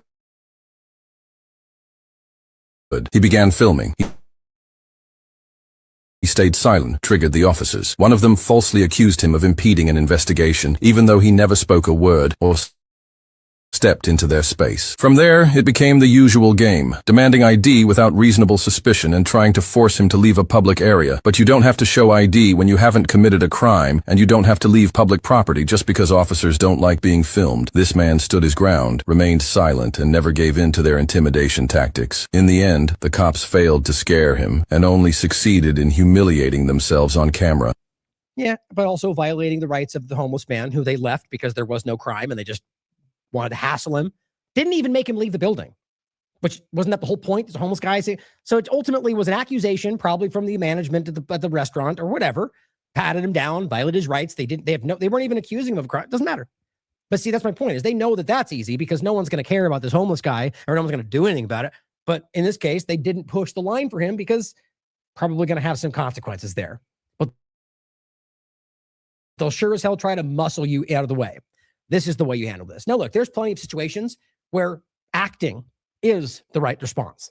Like, I mean, even from a libertarian perspective, like if somebody's attacking you or your family, you have a right to defend yourself. You have a right to step in to defend your family. That's my point. And so it's not that the answer is always do nothing. But in this kind of circumstance, with what the world is like today, this is the way you do this. If you want to be out there, don't, and look, you have every right to call them names. That's your right. If you want to do that, your right is to do that. But recognize that they could and will and have act illegally in violence. So just bear that in mind. You have rights, stand by them. Make them break the law. Some, especially today, will act in violence. So bear that in mind, as I just said. So on Flock, before we get to Iran and some points of just censorship and surveillance, DFlock points out, actually, have I been flocked? Another account you should follow. I honestly I'm following this one. Policies that officers should not even mention the license plate readers, which used to be used in their, we caught you on the reader back there, to make it clear, that they didn't just make it up, which they do. But it says, or even put it in their reports, guys.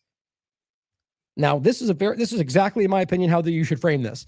Now, and this is not the flock saying that they agree with this sentiment, but showing hypocrisy. At least that's how I take it. So how does that go again? If you aren't doing anything wrong, then you have nothing to hide. Why would they be hiding that they're using flock camera? Because it's unconstitutional and they know it. And even then, or if it's not that, they know that we don't support it. So they keep it hidden from you. That's where this goes, guys. On top of that, this one actually first, since it feels next in line, or this one, what was this one here, I think? Police are reactivating cameras. We already have one example of the police doing this against the local government. Littleton claims Flock reactivated its cameras without notifying the town. Now, I take it back. There's examples of police doing this, but in this case, this was the one about Flock itself. But I think it's one and the same. I think we're talking about an enforcement level thing. And ultimately, it's about getting it on, like some kind of consistency of surveillance. DeFlock reads in the article, Thursday morning, police found that 5 of the town's 6 cameras have been reactivated by Flock. That's why I ended up saying that. I just mixed it up in my mind. But ones we just showed you where local police were installing them because they said, well, it makes our job easier. And the local government weren't the ones making that decision. Now, that could be the reality, or it could be that's the way they play off each other. Them go, we didn't do it. It's the police. And now we don't have any authority. Or how it's about, I think, the end game here. But they're putting these cameras back on, even though people are saying we don't want that. Sheriff's office puts out an image. Pismo Beach, man arrested for vandalizing flock camera. But take a second and reflect on this. You notice something, right? That's the flock camera right there. So how exactly did they get a picture of the flock camera? Well, there's 2 ways to look at this. If we knew the area, for all we know, there's a big, massive, overhang right there. Something on the highway, whatever. Either way, the point is the same. Why would you need a flock camera if you already have a camera right there? A couple ways to look at that. As Jason says, wait, is it a trap? Was this flock camera being watched by another flock camera? Or do flocks have flocks watching flocks? He's kind of making a joke out of it, but it's funny. But the point would be, why would you need the surveillance if the surveillance is already there? Or secondarily, was this literally set up to be a trap? Was there not even a flock camera? And this was just put there to wait for somebody, the whole thing shows you the nefarious agenda here. There's something so wrong about all of this, and everybody can feel it. This is a picture of a flock camera from Have I Been Flocked of an external radar module. This photo was taken at Lowe's. Maybe they can explain what these are and what they're using them for. That's pretty crazy, guys. That's an additional part of it. Think about, we talked about Signal Trace, Leonardo, the company. And what they're talking about is something that is a different, absorb your text messages and Bluetooth and all the different stuff. This is another kind of application, I argue, that can put on these things that adds radar. I mean, this is same point. This is the surveillance system we've been warning about in one part, whether it's Block or Axon, Vigilant Solutions, or, something that Toil Hat Girl points out. They got you focusing on Flock, but behind your back, they roll this out. It's not, I would say it's rolled out, but this is important to think about. We just got done talking about this for the 4th time. The idea of using, for example, Wi-Fi routers to be able to see to 3D map inside of your home, or, relay that information across technological lines. 6G can see through walls and measure heartbeat. It's an interesting thing, right? So here we are talking about, yet again, how long have I been saying this? Cameras and robots. And it's like, well, wait a minute. We're way beyond that technologically. Now, Flock is a bit different because you're talking about cameras, but then it's getting tapped into some massive AI real-time surveillance database. But what if it really is some kind of a sidestep? More than even Axon is another thing. But really, it's about keeping us focused on the physical when we're well beyond that. I worry about that, guys. That's why we should be looking out for both. It's an excellent point by her. I thought I should share this. Some AI stuff that I think is relevant that I want to include. Try pretty quickly, because the cameras, or even if that is a sidestep, just generally speaking, like the larger surveillance control grid that's building out, we're already in the midst of some of these things that are happening, like some very alarming, technocratic, sort of dystopian things. But this really gives you a glimpse. And that's my point saying that, because what you're going to see here is something that's very real, that's already happening. We just haven't seen it in effect like this, at least not on a broad scale, not in a case like this anyway, with what's going on in the world. Exasperated student teacher won't return after allegedly commenting about shooting a student. So this is the mainstream coverage first. 25 News. This is from end of 2025 and January 31st.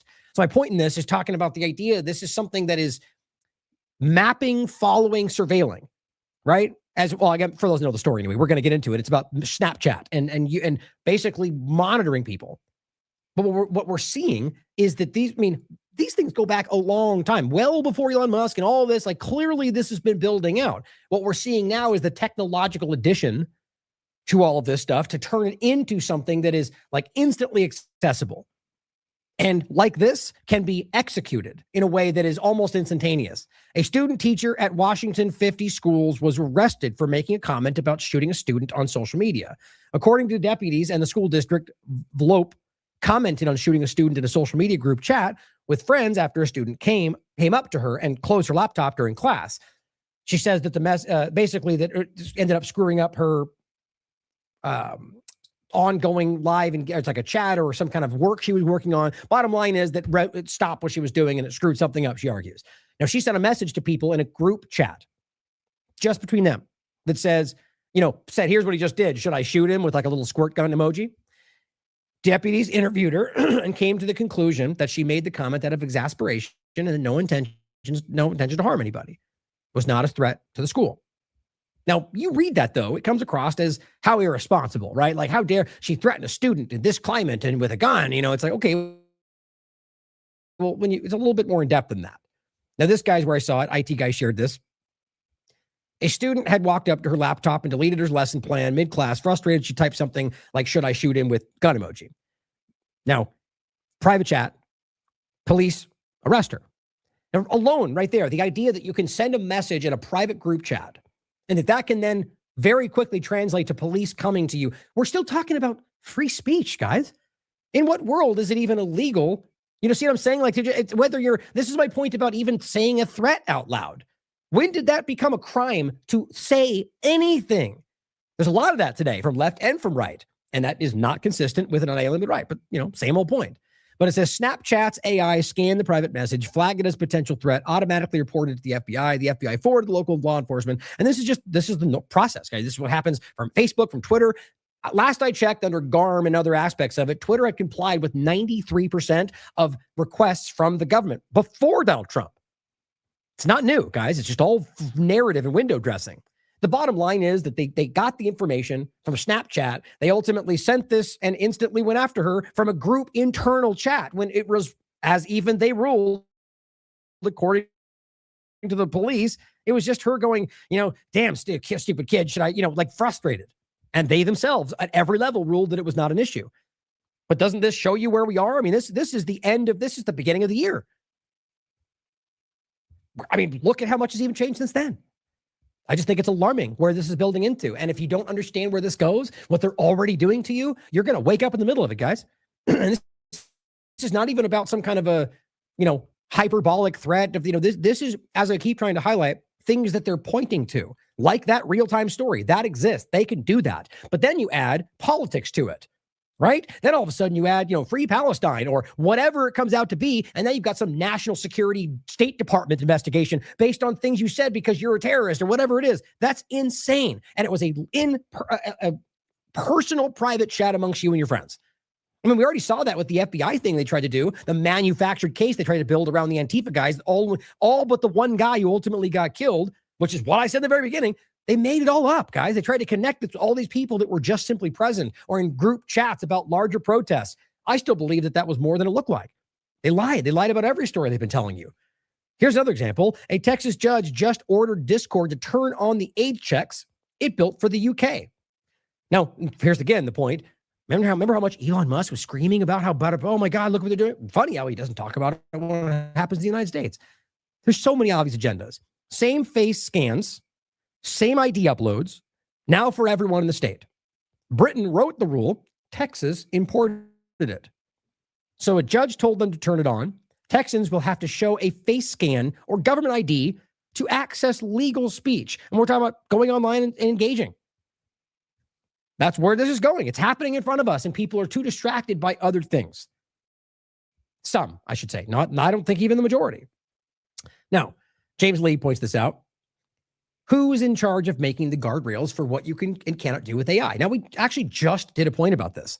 Do you remember it was a real-time thing I was doing about asking something, and Grok would only give you an image that had to do with, I think it was, same kind of thing. It was something that was, if it involved Israel, they said, no, we're not allowed to do that. If I involved anybody else, they said, yeah, and they gave you the images. But their answer was, well, we're not allowed to make that happen with that kind of violent cue. But funny how they would do it for Palestine, for anybody, for Christians, for anybody other than Israel.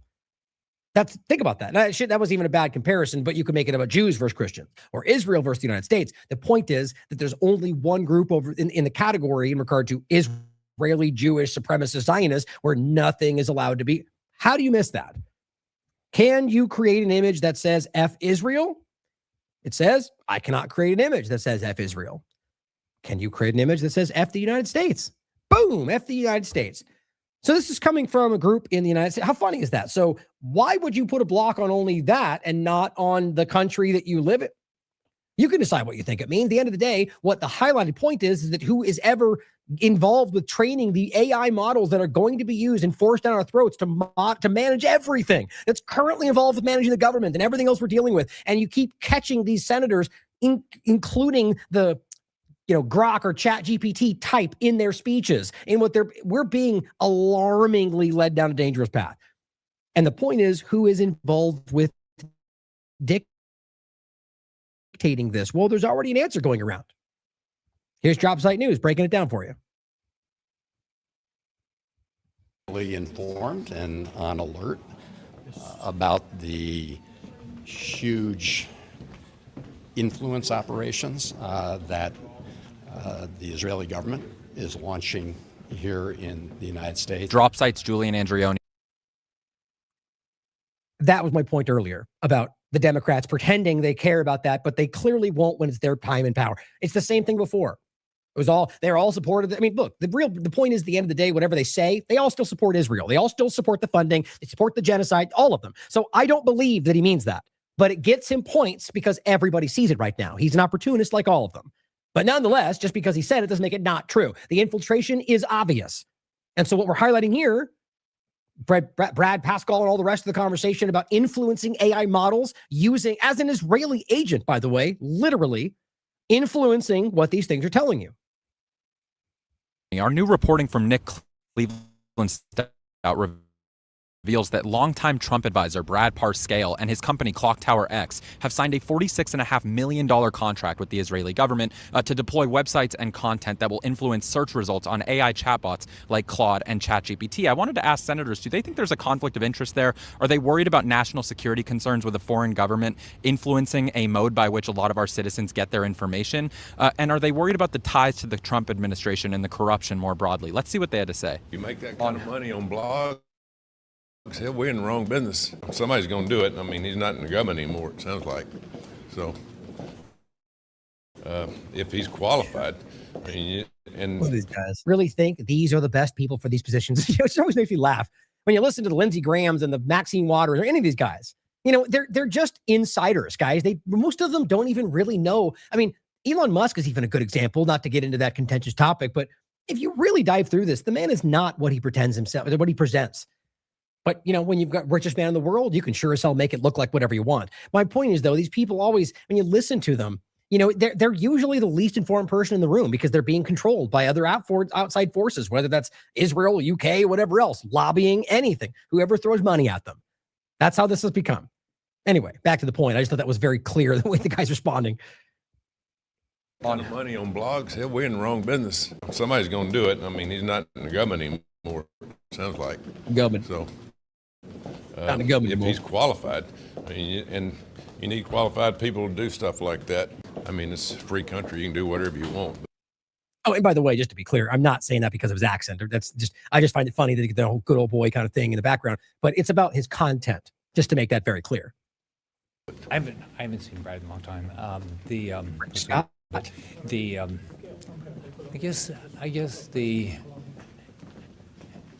an ally. Israel's an ally. So what bothers me is when people are helping people that are trying to destroy us. So that doesn't bother me. Who exactly is trying to destroy us? When you're talking about the corrupt structure, and on top of that, who are you talking about? Is Iran trying to destroy the American people? No, they're really not, at least in any discernible, verifiable way. That's what they say. In reverse, it's pretty clear who's trying to destroy Iran right now. So I guess I don't know enough about the contract, but as long as it's the way I look at it, as long as it's an ally and they are, it's legal what they're doing. I think it's Oh, right. So all that means is quickly pass a law that makes that say it's legal, like Smith Modernization Act. And we're good, right? It's legal in big quotes. That's how they play the game.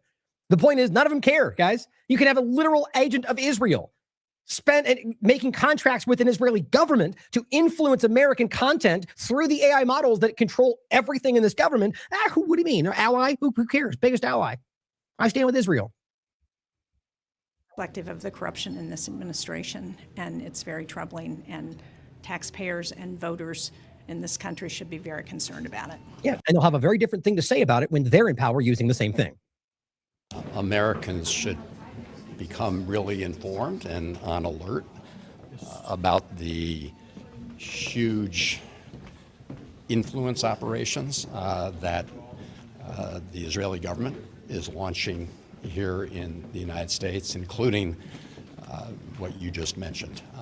And then he carries on and goes to vote for giving Israel more money. Next story.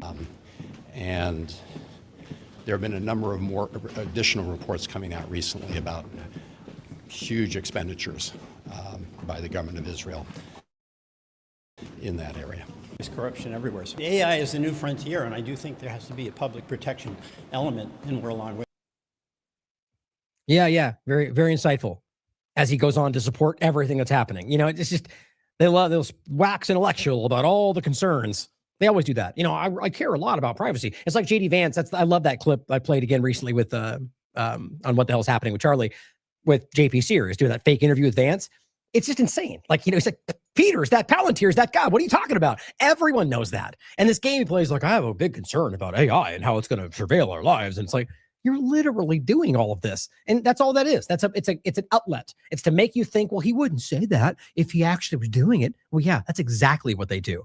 And I'd argue that pretty much everybody knows that now, at least a lot more than usual. The Constitutionalist posts this in regard to Polymarket, telling us Next Era and Brookfield unveil plans for a $100 billion AI data center at a former Kentucky uranium enrichment site. And she says, this is why they got rid of Massey. I told you. Well, who knows? Sure, certainly could be the case that Massey was in the way of something like that. I would argue that he probably would have tried to stop it. Who knows, though? Maybe that would have showed his true colors. The truth is, though, it's just interesting to see the moving of personnel and stuff like that happening. The data centers, the water usage, all of it. On that note, did I get rid of it? Oh, you know what? I moved it. I'll come back to it. But this is scope of more than just Michigan. The scope of hacks on U.S. water supply widens as evidence points to Iran. So says the corporate media. Now, we'll go back to this in Iran, the conversation, but is this possible from Iran? Absolutely. I mean, the U.S. has given them literally the opening to do almost anything, and that would fall within a legal conversation. Now, I mean that in the sense of what would otherwise be a legal attack. Them targeting a water supply, that's still a war crime. No matter who does it, no matter who starts it, even if it's done back, it's still a war crime. That's important for anybody. That's Iran too. That's why I argue it's not in their interest to play tit for tat for civilian infrastructure, which has happened.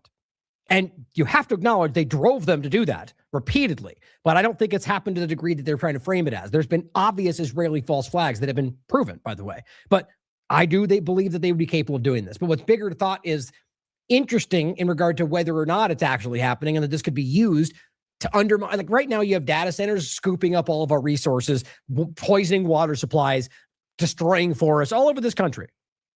Even though, and the lie about China and the race is a lie, but that was funded. And I'll bring it up again for those that don't know.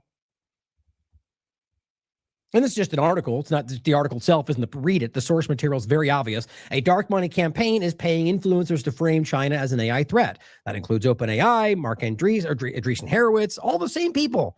And they literally funded a campaign to convince you something that's not true. Seeing as how last I checked, and that was like 2 months ago, the United States had 12 times the amount of data centers as China, 45% of the entire world supply. So we're being lied to. That's pretty clear. Back to the point, though, the water supply issue is that you wonder whether or not this is some sort of a secondary play to make us, to create the situation they need to abuse this, as they manipulate the water, to control the flow, to make it so, it's also worth considering. And the point being is simply to play into it as if they have to protect it and almost blaming them for why something might have gone awry when it's them doing it. But it's also worth considering the long-term conversation that Whitney and I have had more than once, that she's written about, I think, on Limited Hangout more than once. And some of the other articles, she includes that in points on TLAV as well, which is the concern about actually more than one thing, pre-crime in regard to a medical sense, which is using the water to test for what they claim is a prevalence of pathogen, which is just insane. It's medical pre-crime.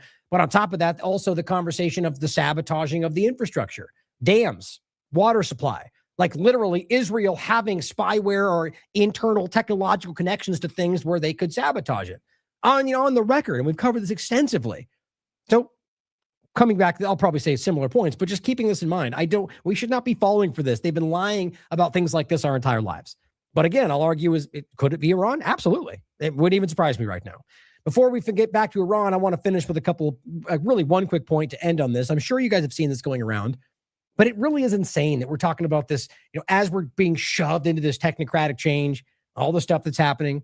One of the things that really just unnerved me when I saw this was that you have these massive companies, Anthropic, OpenAI, Palantir, all the different companies involved in the AI side of this, who are spending lots of money to absorb. And here, the simple point on this is they're taking books and here's a quick look at just like a graphic of it, breaking the books down and using computers to screen and absorb all of the text from these pages.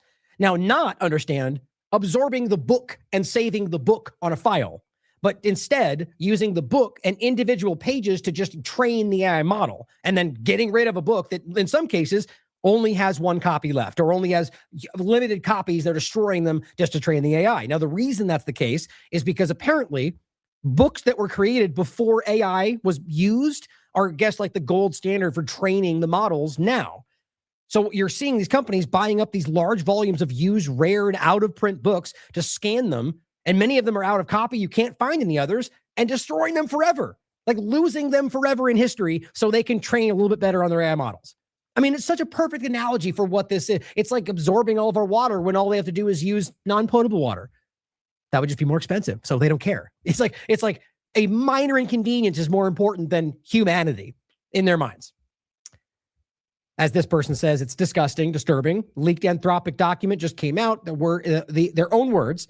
Project Panama is our effort to destructively scan all the books in the world. They literally said destructively scan. The next line, we don't want it to be known that we're working on this. And this was leaked. They plan to shred every book on the planet in secret, and they almost got away with it. It started with theft. Anthropic stole 7 million books from pirate sites to train Claude because their CEO was paying authors. The CEO said paying authors was too much of a slog. Same kind of thing, right? Oh, it's just easier to do it this way. The lawsuits hit and they needed a legal way to keep going, so they hired the ex-head of Google Books and sent him to publishers to ask for permission. Publishers said no. That's when they found a loophole. Buy millions of real physical books, cut the spines off with a hydraulic blade, scan the loose pages, and throw what's left in recycling. One vendor offered to destroy 2 million books in 6 months. That's 11,000 books a day. Now, the insane part, destroying the books is what made it legal. If you scan a book and keep it, that's a crime. If you scan it and shred it, that's fair use in our broken, bastardized system. It's like, this is where they just create what works for them.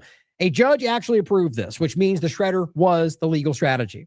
They still paid $1.5 billion for the stolen books. The biggest copyright settlement in history, works out to about $3,000 a book. And the scans are locked in Anthropic's private library forever. Nobody outside the company will ever see them. The author's got a shredded book and nothing else. The part I can't stop thinking about is that a book on a shelf lasts 500 years without power, Wi-Fi, or subscription. And the AI it was destroyed for gets thrown away in 18 months. They killed something permanent to feed something disposable. Now, the last part's their opinion, but this is not just Anthropic, by the way. As far as I can tell, this has become a common factor because they've realized it's like a gold standard for the large language model training. This is a person talking about the same thing, just using sort of a stock image to show you. Sudden surges in bulk orders for mixed random selections that include rare and out-of-print volumes. That's their focal point. Look it up. It's very real. I checked on this myself. I think it's insane. And so where we're at now is not only are they screaming in this direction, but this seems very deliberate, right? If there's no real source material, well, they can just make up, their database becomes the only source you have. On top of that, it's just easy, right? Instead of actually paying, you can just, it's just destructive. And it's such a perfect example of everything else they're doing. It's everything else they're representing in the world. Lastly, here's Sean Hannity speaking to Percent, asking about, I didn't grab it. Simply says, do you believe that in 5 to 6 years, there won't be any need to save for retirement because of the abundance that AI will create? Sean Hannity, quite ever the journalist, huh? Trump's Percent says, I do. And then goes on to explain why. You can watch it for yourself. AI creating abundance? Well, pretty sure it shows the opposite. What it creates abundance of is whatever I guess you could call it resources that's created for the elitist oligarchs in control of it. And what we're really talking about is information, surveillance. It's not creating anything. On top of unless they're talking about creating, automated systems that then create. And the point is that that's what he's talking about. Not that you have what you want, but that you don't need anything. You've never owned anything and you've never been happier. This is the Great Reset, guys. It's literally what they were pushing before. But, those are the Democrat things. So it can't be this, can it? Yes, it can. It is that. It's just time to own that. Now, to finish with Iran, same point, same reality. It's just the same embarrassment on a cycle, it seems. So quickly, we'll start with the two things from the 29th to show you what he was saying. And then we'll jump to the point where he's saying, okay, wait, I'm not going to bomb. They asked me politely and I said, we're not going to bomb. And Iran came out and said, that's not true. And then bombed Kuwait, or, a little bit timing difference. But the point is that as we're building up to this, you have Trump going, we're going to do this. You better not. And then they bomb something. And then Trump ends up going, well, they asked us nicely. We're not going to do that. Iran says that's not true. And so you have now another example where it seems that Trump is going back to Iran and saying, let's come to the table. And they're still saying no. And you have Iran continuing, like we just talked about yesterday, to speak with Oman about making their own agreement that completely boxed that the U.S. doesn't even need to be a part of. Now, the problem, though, is that they can disrupt this if they want to. But all that does is continue to show the world that they're the one causing the problem, which is pretty obvious to everybody. But so that's where we are right now, where if the U.S. just sits back, they're going to make an agreement to control, which is what, by the way, Trump already signed for the memorandum. But and even with Oman, by the way, I told you that back in, I think, post-April in that conversation of the 14 points, that was their goal. I told you, Oman and others were working with them to organize the strait. So now they have the situation where Trump's pretending that their deal with Oman is what Trump is facilitating. And he's not, guys. Everybody knows that. And it's just becoming like cringeworthy, doesn't do it justice. So let's start with the 29th and him very embarrassingly lying. And again, as I've said the entire time, you can now look back and prove to yourself that this wasn't the case. A different group, he said, was the one that was dealing with us. And then they bombed us, but they apologized. But, we had to slap them a little bit. Like even the statement, even though it's not true, isn't your lying narrative is embarrassing for you. So they apologize, but then you bomb them anyway. What is that? I mean, it just shows he thinks that shows strength. It doesn't. It shows weakness. It's only a 9-second thing. Here's what he said.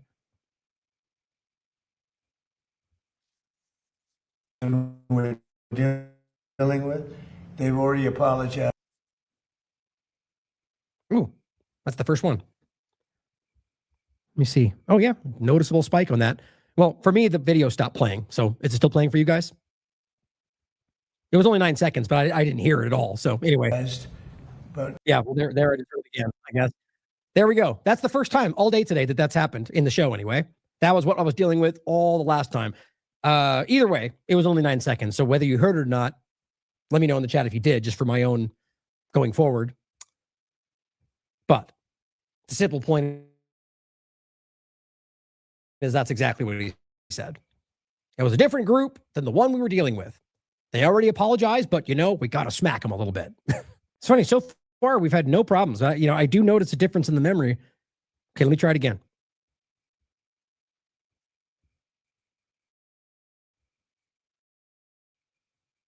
Let me do this actually. See if this makes a difference. And this is not even necessary. This is just for me. I'm trying to further understand like what is what the potential trigger would be on this, like what causes it to start acting fine. I don't know. I honestly, I feel like this is something being done. See if this plays. We're dealing with, let me know the they've chat. already apologized, but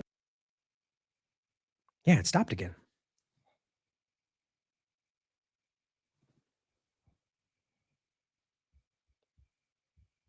So you guys didn't hear that at all?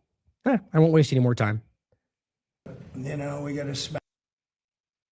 It's only 9 seconds. That's so strange. Every other one of these is playing just fine. I'm going to test one more thing really quickly just for me to see if I upload this as so for those of you StreamYard, you can embed. Oh, never mind. I don't have enough space. Never mind. Moving past it. I'm curious if you upload it on the side as opposed to having it uploaded like from your browser, but uploaded on StreamYard if it plays differently, but no space. So we'll try it later. Almost done. We're just going to finish with a run here, guys. The bottom line is on 29th, he said he dealt with a different group, but they still bombed them, which is just kind of silly, but that wasn't true. They didn't deal with a different group. So again, tell me right away, guys in the chat, whether there's any issues. Well, now, have the videos been lagging the entire time? If that was the case, that would frustrate. What we get to today. So on the 29th, he said, different group. They apologize. We bombed them anyway. Now then, he says, let's see if.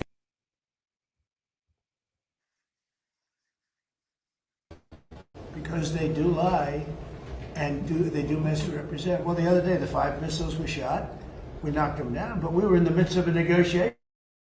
I mean, I'm waiting for Steve to call me. How's the negotiation going? And instead, I got a call from Pete.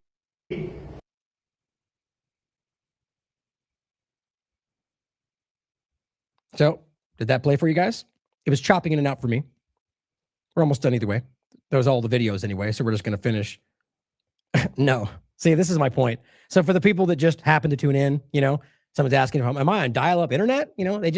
People assume, and which you shouldn't assume it's necessarily nefarious, but that it's like my mistake or that I don't know how to do this or, and it's, I argue if it is malicious, that's exactly how that plays out. Hopefully give me the benefit of the doubt. Yeah. So now my voice is cutting in and out. How frustrating. Yeah, right now Danielle is leaving. See, this is my point, is that we have people that are, and I understand. I totally get it. People that are always here, just, I'm not going to sit here and listen to it when I can't even hear it. I get it. That's how this works.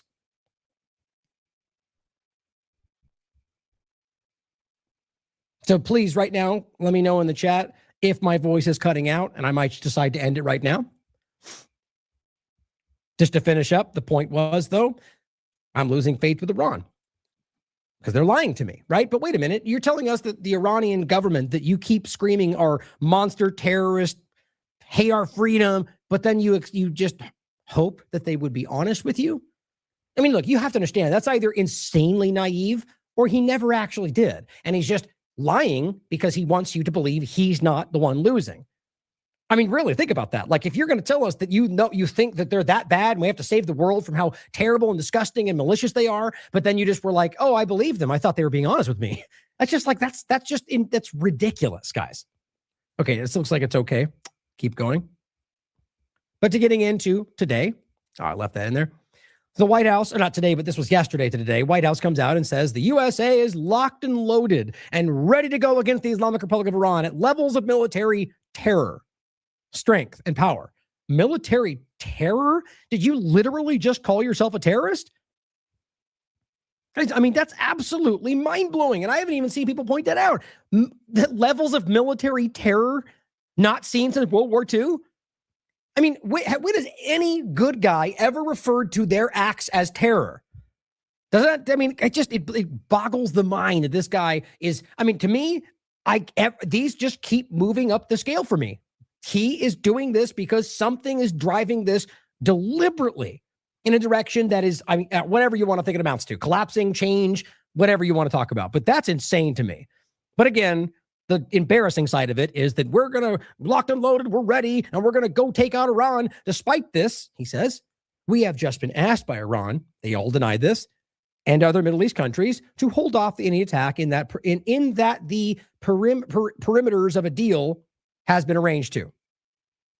Parameters, I think is what he meant. But the bottom line is that has nothing to do with him. So I can see a world in which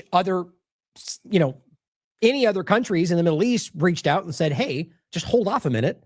They're dealing with Oman. Maybe this will end up in so they go, oh, okay, well, then he can go, see, I told you they want a deal. I told you it's not, they're asking for me. He's not even involved as far as I can tell. Neither are his people. Not in the sense of what we're talking about now. They have been. And again, this is my opinion based on the evidence we have up until, days ago. But historically before that, you can prove that they lied just like this, where he said they want a deal and it was proven that they did not. So it seems obvious that it behooves you to go, maybe he's lying this time, like the 75 other times right before this. But it goes on, despite this, we've been asked by Iran to hold off any attacks. This would include the immediate, complete, and total opening of the Strait of Hormuz. Yeah, like it was before you started this illegal war, which that is the most common talking point out there. Everybody knows this. You started this illegally. The strait was open. They had at least it seemed they had no intentions of creating this circumstance, and then you gave this to them. Your fumbling failure has allowed this to be their benefit.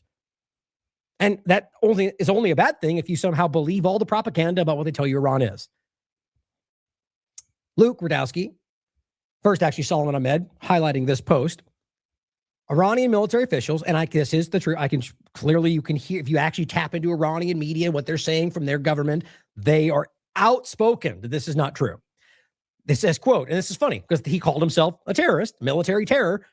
Quote, Iranian officials, the terrorist claims by the U.S. president that Iran has asked to halt the attacks are merely a new lie and a desperate attempt to extort the rulers of the Persian Gulf and pressure them with threats.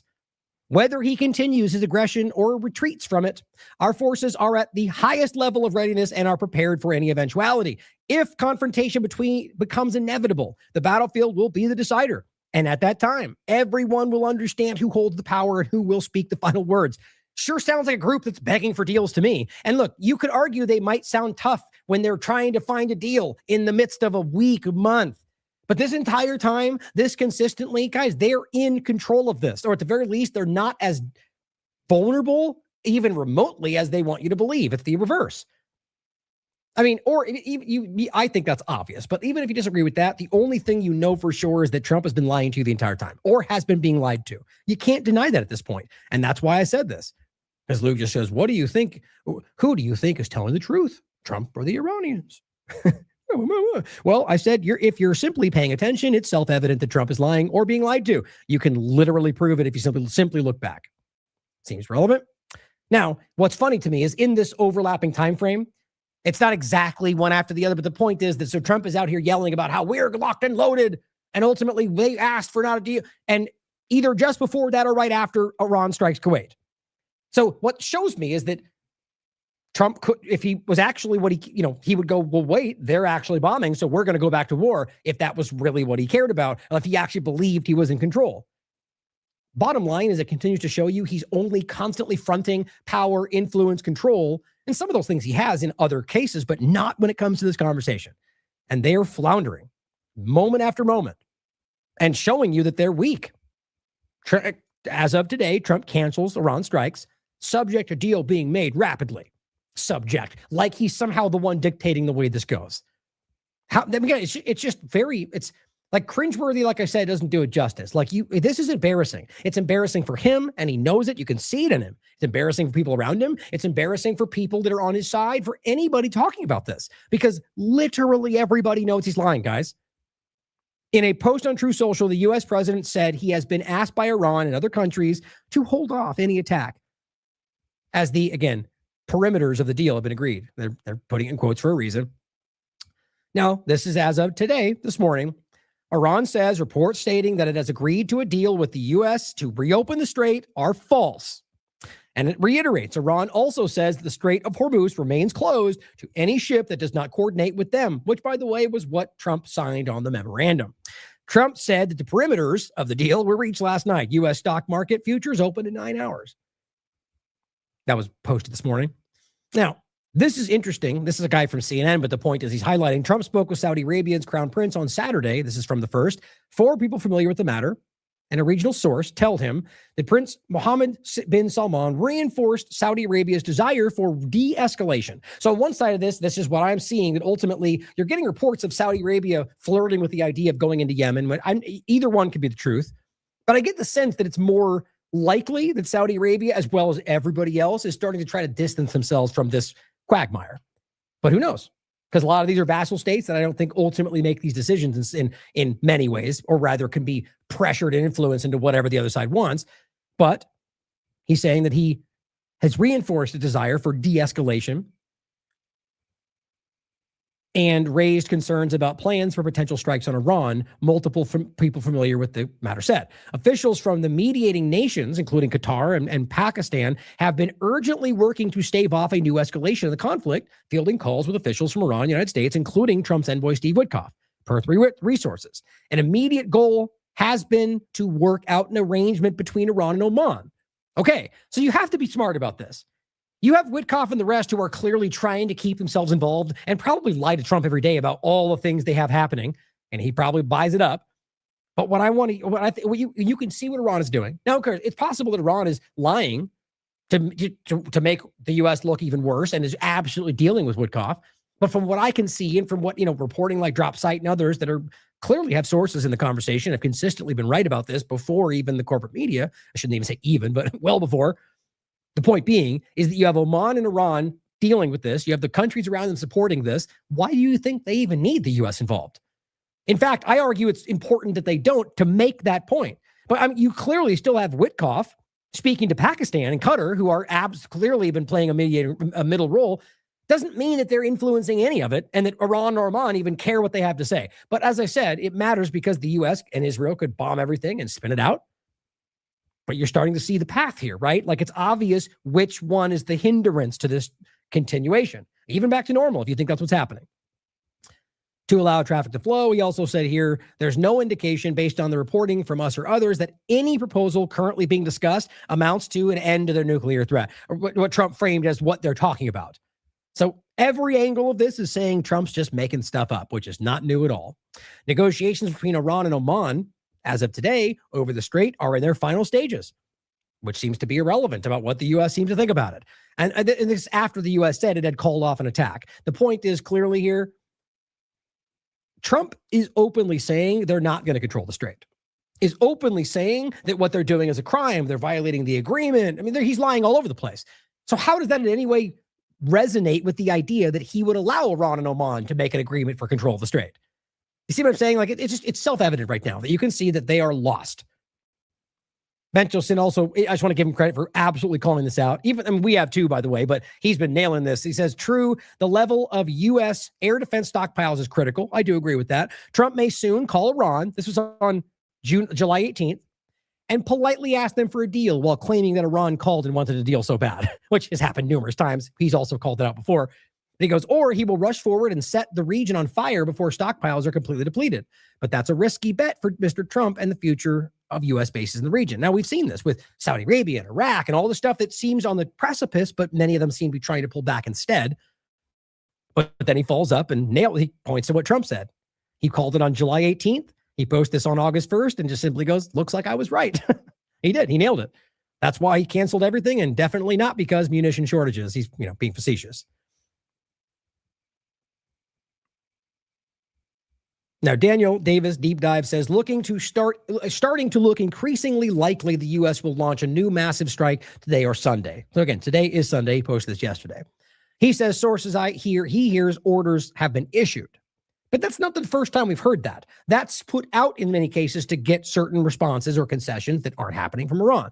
Trump can still call off it before 0 hour, he says, but I get the feeling this is on time. Or it's on this time, rather. Iran apparently believes it's on because they have been all over the public outlets declaring what they're going to do in response. So ultimately, even though he's arguing Trump has called it off, but we're today seeing that he has, right? But that's not the first time that's happened either, where Trump ultimately has claimed we want to pull it back, have negotiations, then they kill people. It's not new. So his simple point is that he worries that the action might actually be happening and that this is all a lull to trick them into not being ready for it. I guess we'll find out. Trita Parsi simply highlights that for years, Israel was using 2,000-pound bombs to kill people in Gaza, refugees and tents, as we've been highlighting for a long time. A precedent was set, he said. Now it appears the U.S. is doing the same in Iran. You know this already, but it's just important to connect the two. A 2,000-pound bomb was dropped on a family in Keshem Island, killing a taxi driver, the father, mother, 2-year-old. New York Times covered it. The New York Times found no indication of a military site near the family's home or any reports of military casualties from the strike. Everybody has turned on them because it's in their interest to at this point, guys. Even the fake media that's always been lying to you about Israel is now starting to call it out because they see the writing on the wall. But you're still going to get the propaganda. So you have Zionist propaganda elements that can dictate certain things with platforms they can manipulate, or people that work at the platform. But at the end of the day, there are still people that put out content. There's still an interest from the top down that sees that they're losing subscribers. It's always the same way this goes. That's my opinion, to be clear. Drop site simply says video, satellite imagery, and weapons analysis indicate the U.S. did indeed drop a 2,000-pound bomb on a residential neighborhood in Keshem Island. This is overnight on Thursday. Just consistent war crimes. They don't care. This is Israel driving the U.S. war, like we all told you would be the case. And this is back to that article. I'm just going to go past it, but scope of hacks on U.S. water supply widens, evidence points to Iran. The evidence is Israel, U.S. said, guys. That's what it comes down to. There's no reason we should trust that. But at the same time, it's absolutely something they're capable of, especially since they've been openly targeting all of their water supply and everything else. So who knows? I guess we'll have, the point is it's within their clearly Iran could do that. It wouldn't surprise me. It would still be a war crime. But right now, with the body of evidence, it seems most likely that they're lying. Jonathan Cook says the West was incensed when the Taliban blew up the Buddhist Bamyan statues in Afghanistan. Crickets, of course, as Israel blows up a UNESCO heritage site in Lebanon. 700 tons of explosives, Sarah Abdallah reports. Israel detonated 700 tons of explosives beneath the Beaufort Castle in South Lebanon in the middle of the night. A 900-year-old Crusader castle that UNESCO just listed as endangered heritage. Now it doesn't exist. Kind of relevant to the book discussion too, right? Destroying history for their own purposes. This is where we are. You'd think that Christians would care. You'd think that people, humans should care. This is happening anywhere. And also in the conversation of Trump lying about his deal with Gaza and Hamas, well, just like I told you, this is from today. Israel says it has serious concerns about the Hamas disarmament deal. I think that was just Trump trying to get a 30-second win. I don't know, because it clearly, but even then, it wasn't something that was going to benefit the Gaza people. So he's losing every way he spins, guys, because he's spinning out. Now, I think I'm honestly going to get past this again today because we're almost at 2, and that was kind of my mark. But I'm going to go through this. But I think this is going to be relevant continually as we get into whatever goes forward with the Iran war. Same point as I pointed to yesterday was the idea of the select service point. and the idea that this is in a lot of ways being, I believe, misrepresented, still a concern, and they could be right. That ultimately this is all about this war game plan, is all about, getting ready for the draft. I just don't think, is that what you think they would do, is want us to see that they're doing? I don't know. I question it. That's all. Could be. They could be right.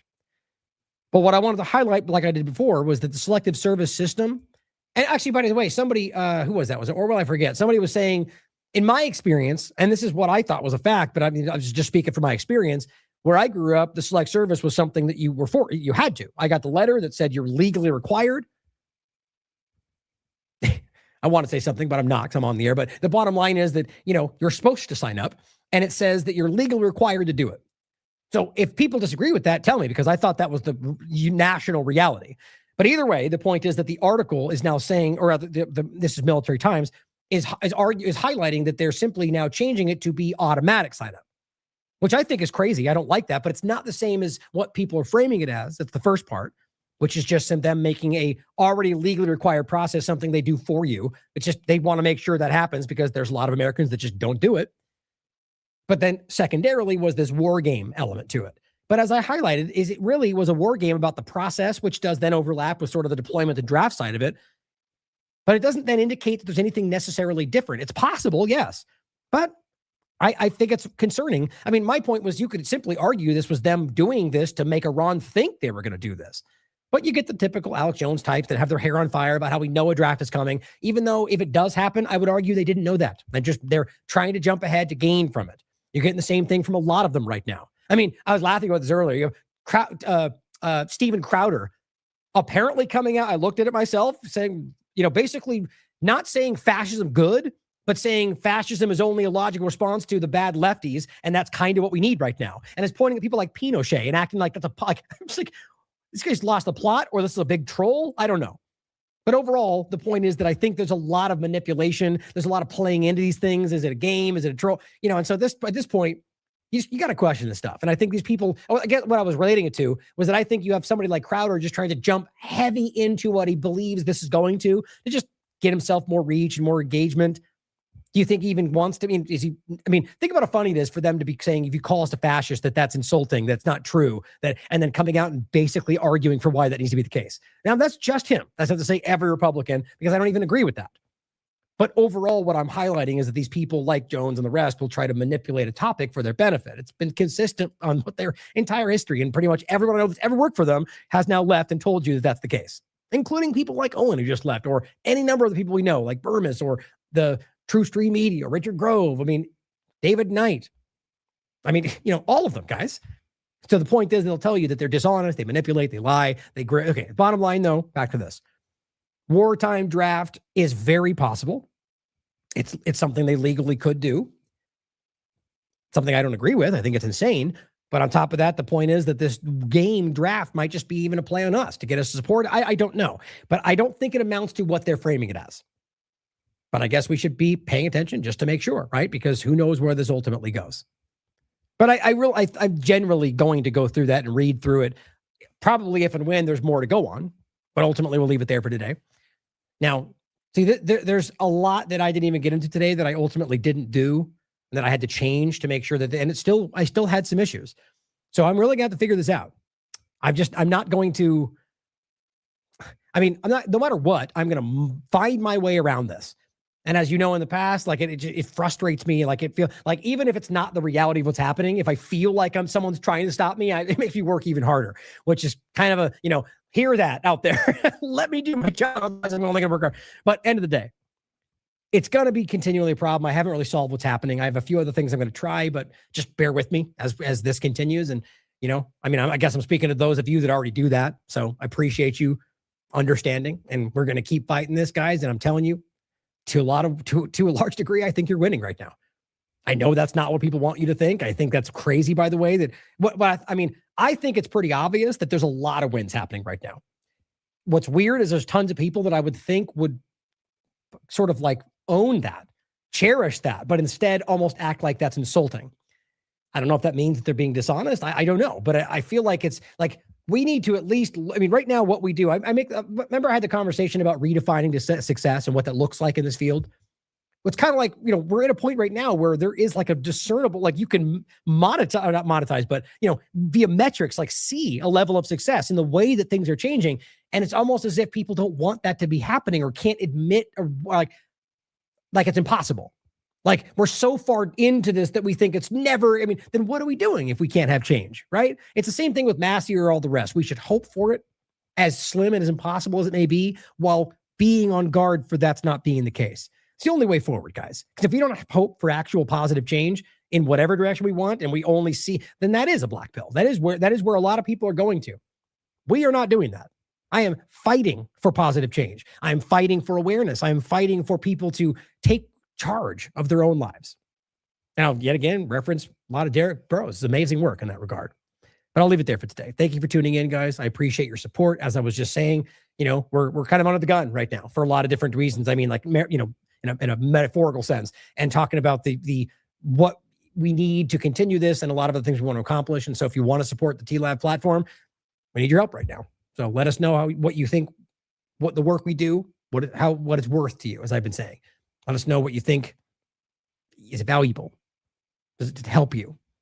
And if so, show us what that is. I love you all. As always, question everything. Come to your own conclusions. Stay vigilant.